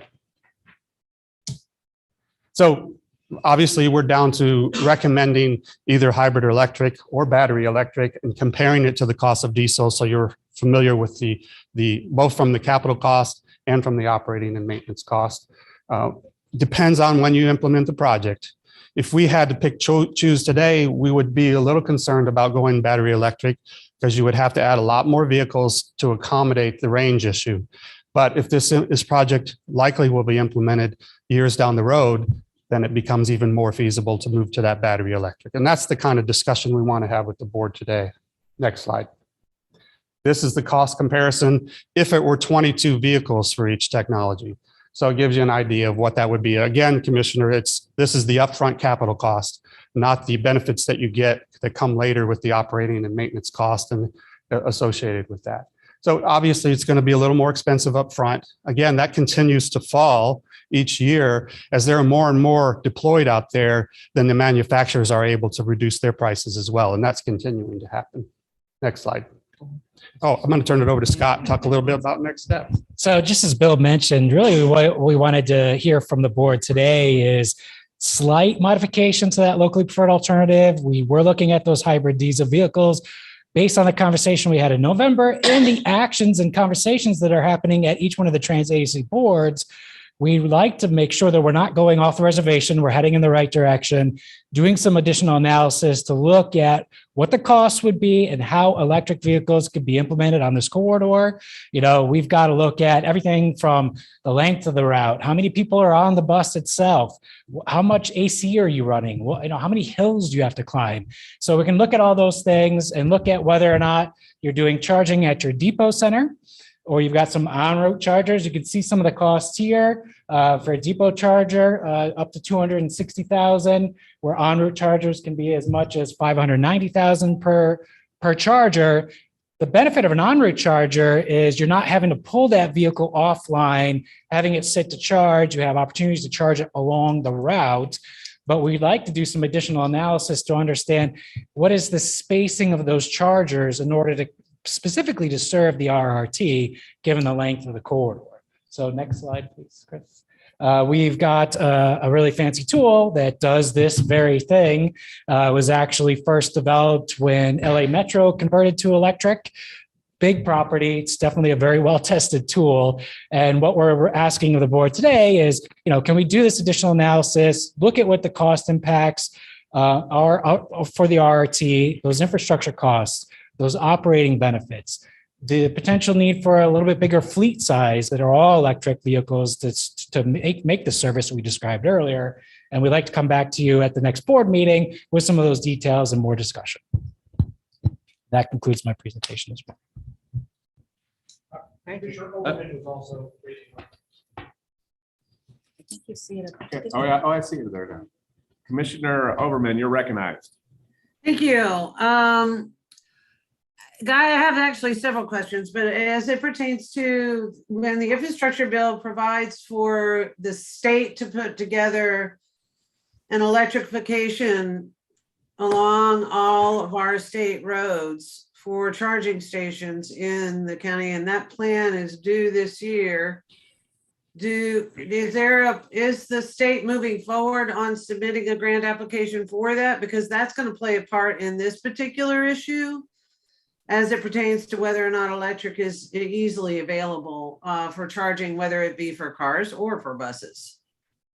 Secretary Glenn, do you know whether or not the state is actually going to submit that grant for the state this year? So we are conducting the study now of where and how to implement the charging stations. The one complication is some of the areas we'd like to put them, like rest areas on the interstate, and all we can't because federal law won't allow you to do that. Well, they'll allow you to do it. They just won't allow you to charge. Yeah, I mean, they won't allow you to charge for the. What's the sense of doing it if you can't charge? Yeah, you have to do it free. Yes, I understand. So, but we are doing that, and we do plan to try. In fact, the governor had allocated some of the Volkswagen settlement money to do that sort of stuff as well. So we are going to be completing that study. I'm not sure when, but it's not too far down the road. They're doing it now. Last thing I had a conversation on this. Can't hear him. Speak a little louder. Yeah, the study is ongoing. We're looking at different locations, and like the secretary mentioned, rest area, they are, highly challenging to put the charging station there, and not only because the feds don't want us to do that, but also space.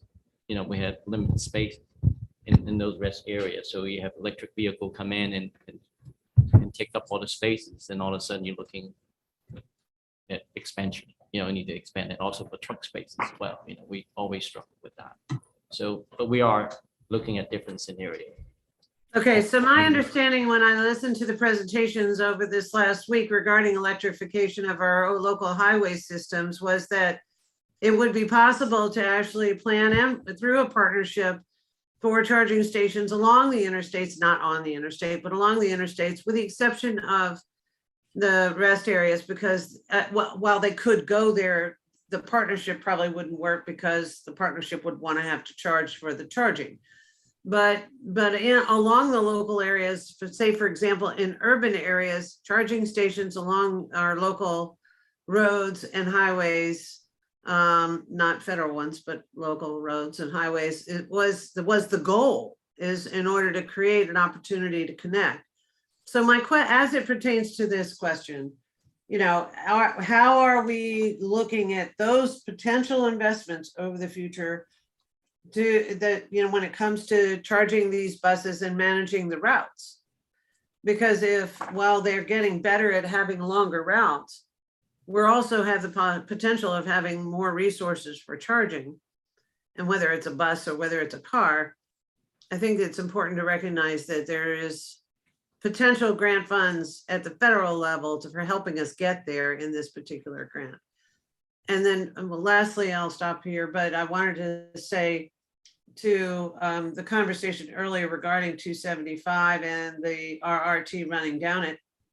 We can talk about mode all you want and whether or not we've endorsed it, but if it means that you have a protected lane, you're taking it out of the existing footprint for the road that's there. And that is going to impact your turnaround time, your delivery time, and your traffic time. So yes, it is a transit asset, but it's running on a highway that runs through the middle of the city of Tampa's urban core. So as long as you're running the numbers based on the existing footprint of the 275 as it stands right now, then the assumptions that we are being presented on that locally preferred option are true.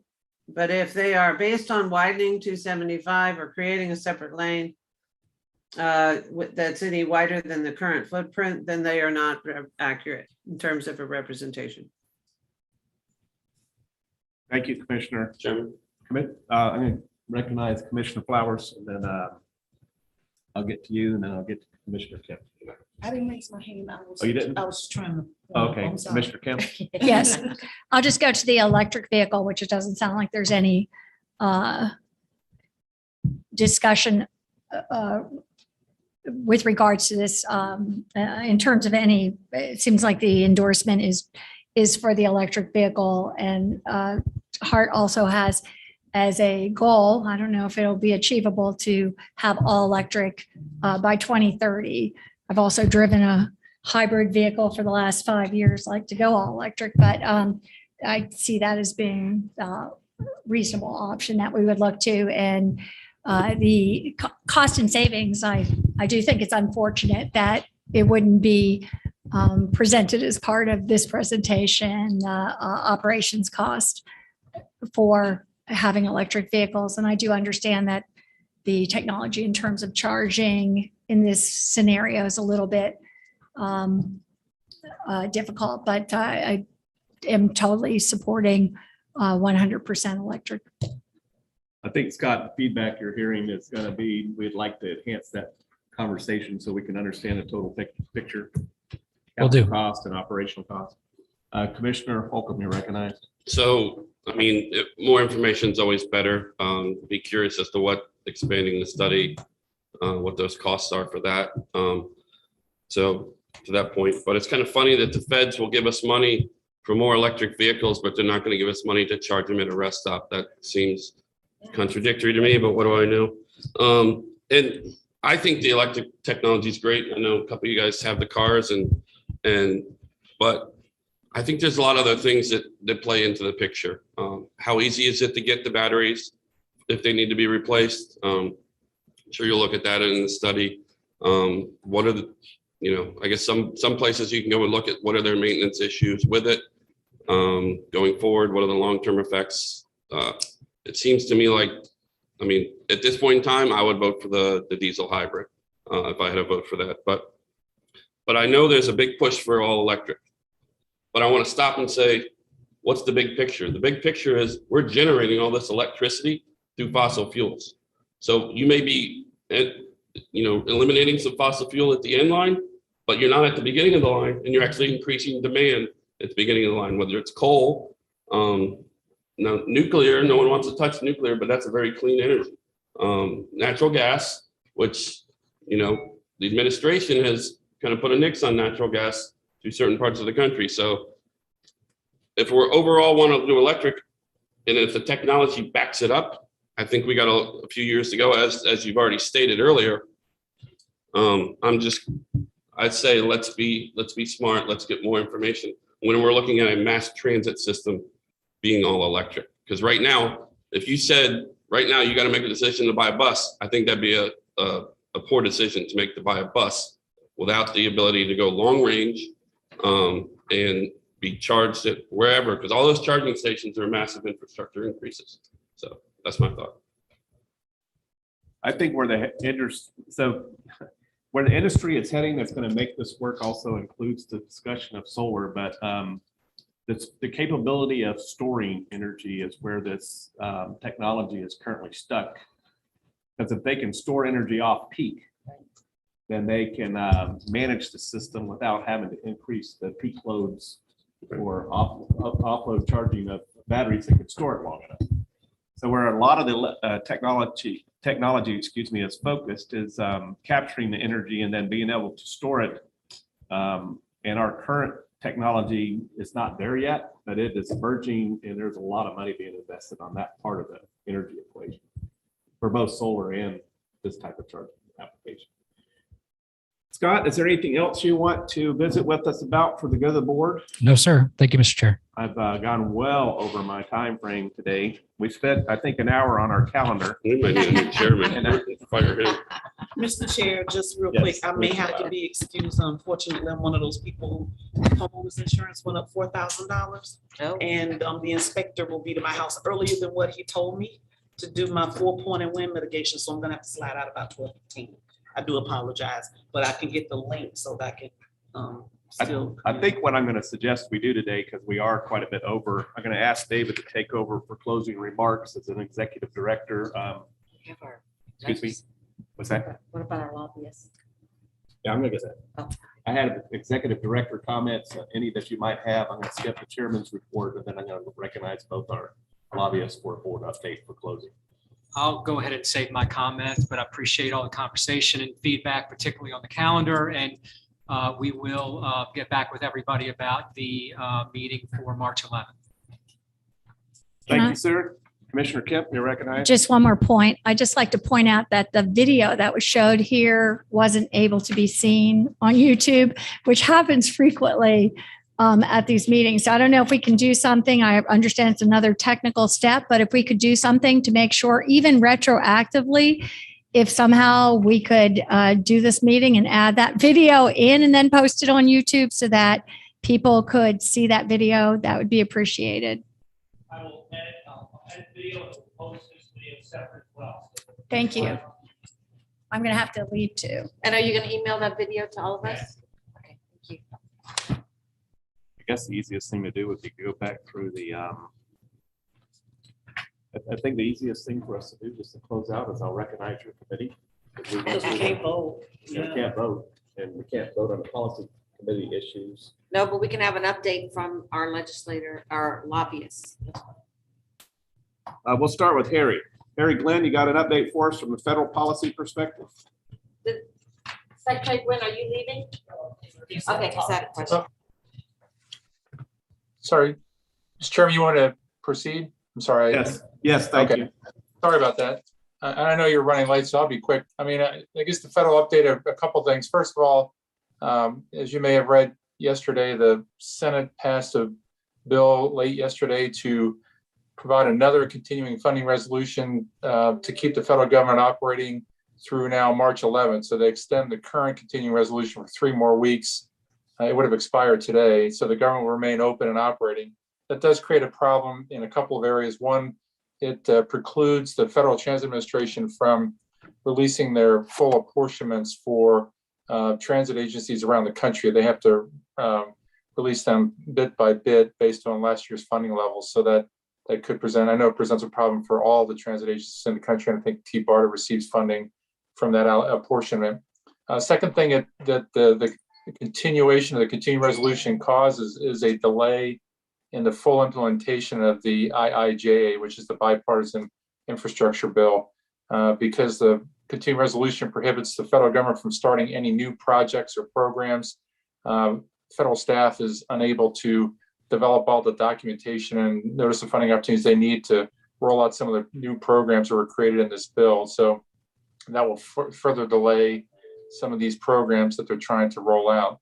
The other thing I would comment on is we did have a good conversation with Chairman Manuel the other day about the look ahead for federal infrastructure funding for TBARTA.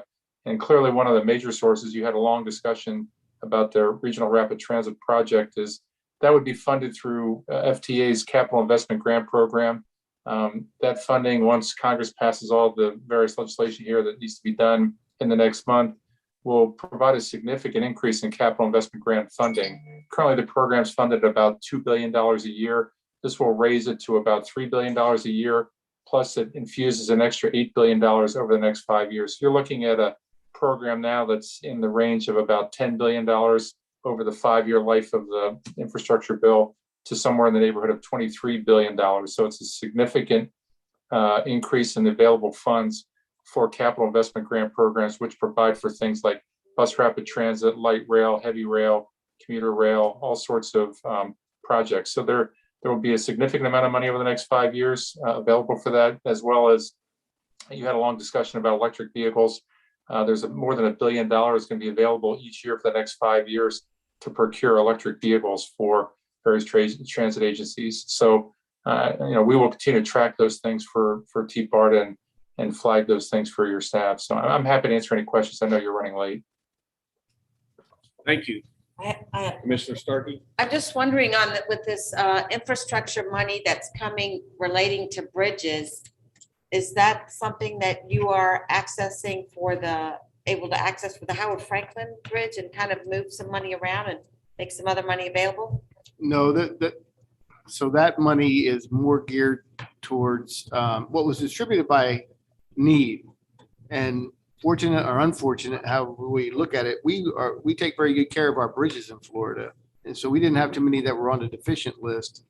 And so we got very little of the money for the bridges. So it was only for repair, not for It had basically expansion? No, it was basically to repair bridges that were in bad shape. And so a lot of the money went to a lot of the northeastern states that had a lot of bridges that were in bad shape, and we got very little, which we didn't think was really fair, but that's the way they distributed that money. If you do a bad job, you get more money.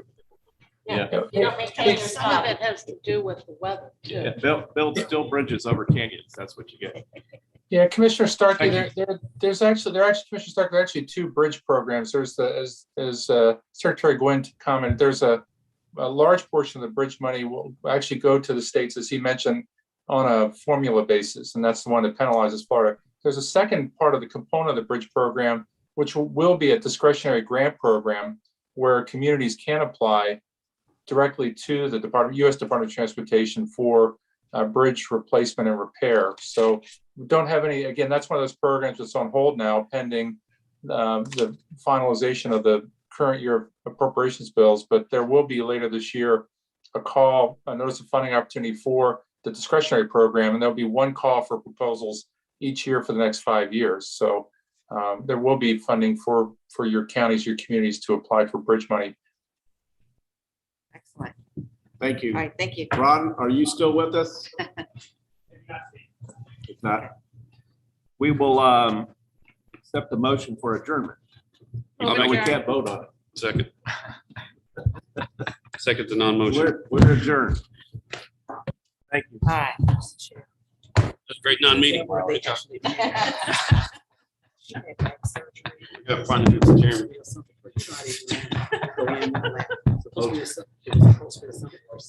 You're not. I didn't start it. I think you I have a hard started time it. holding my tongue. Commissioner Starkey backed you up. I need tape. My lollipops from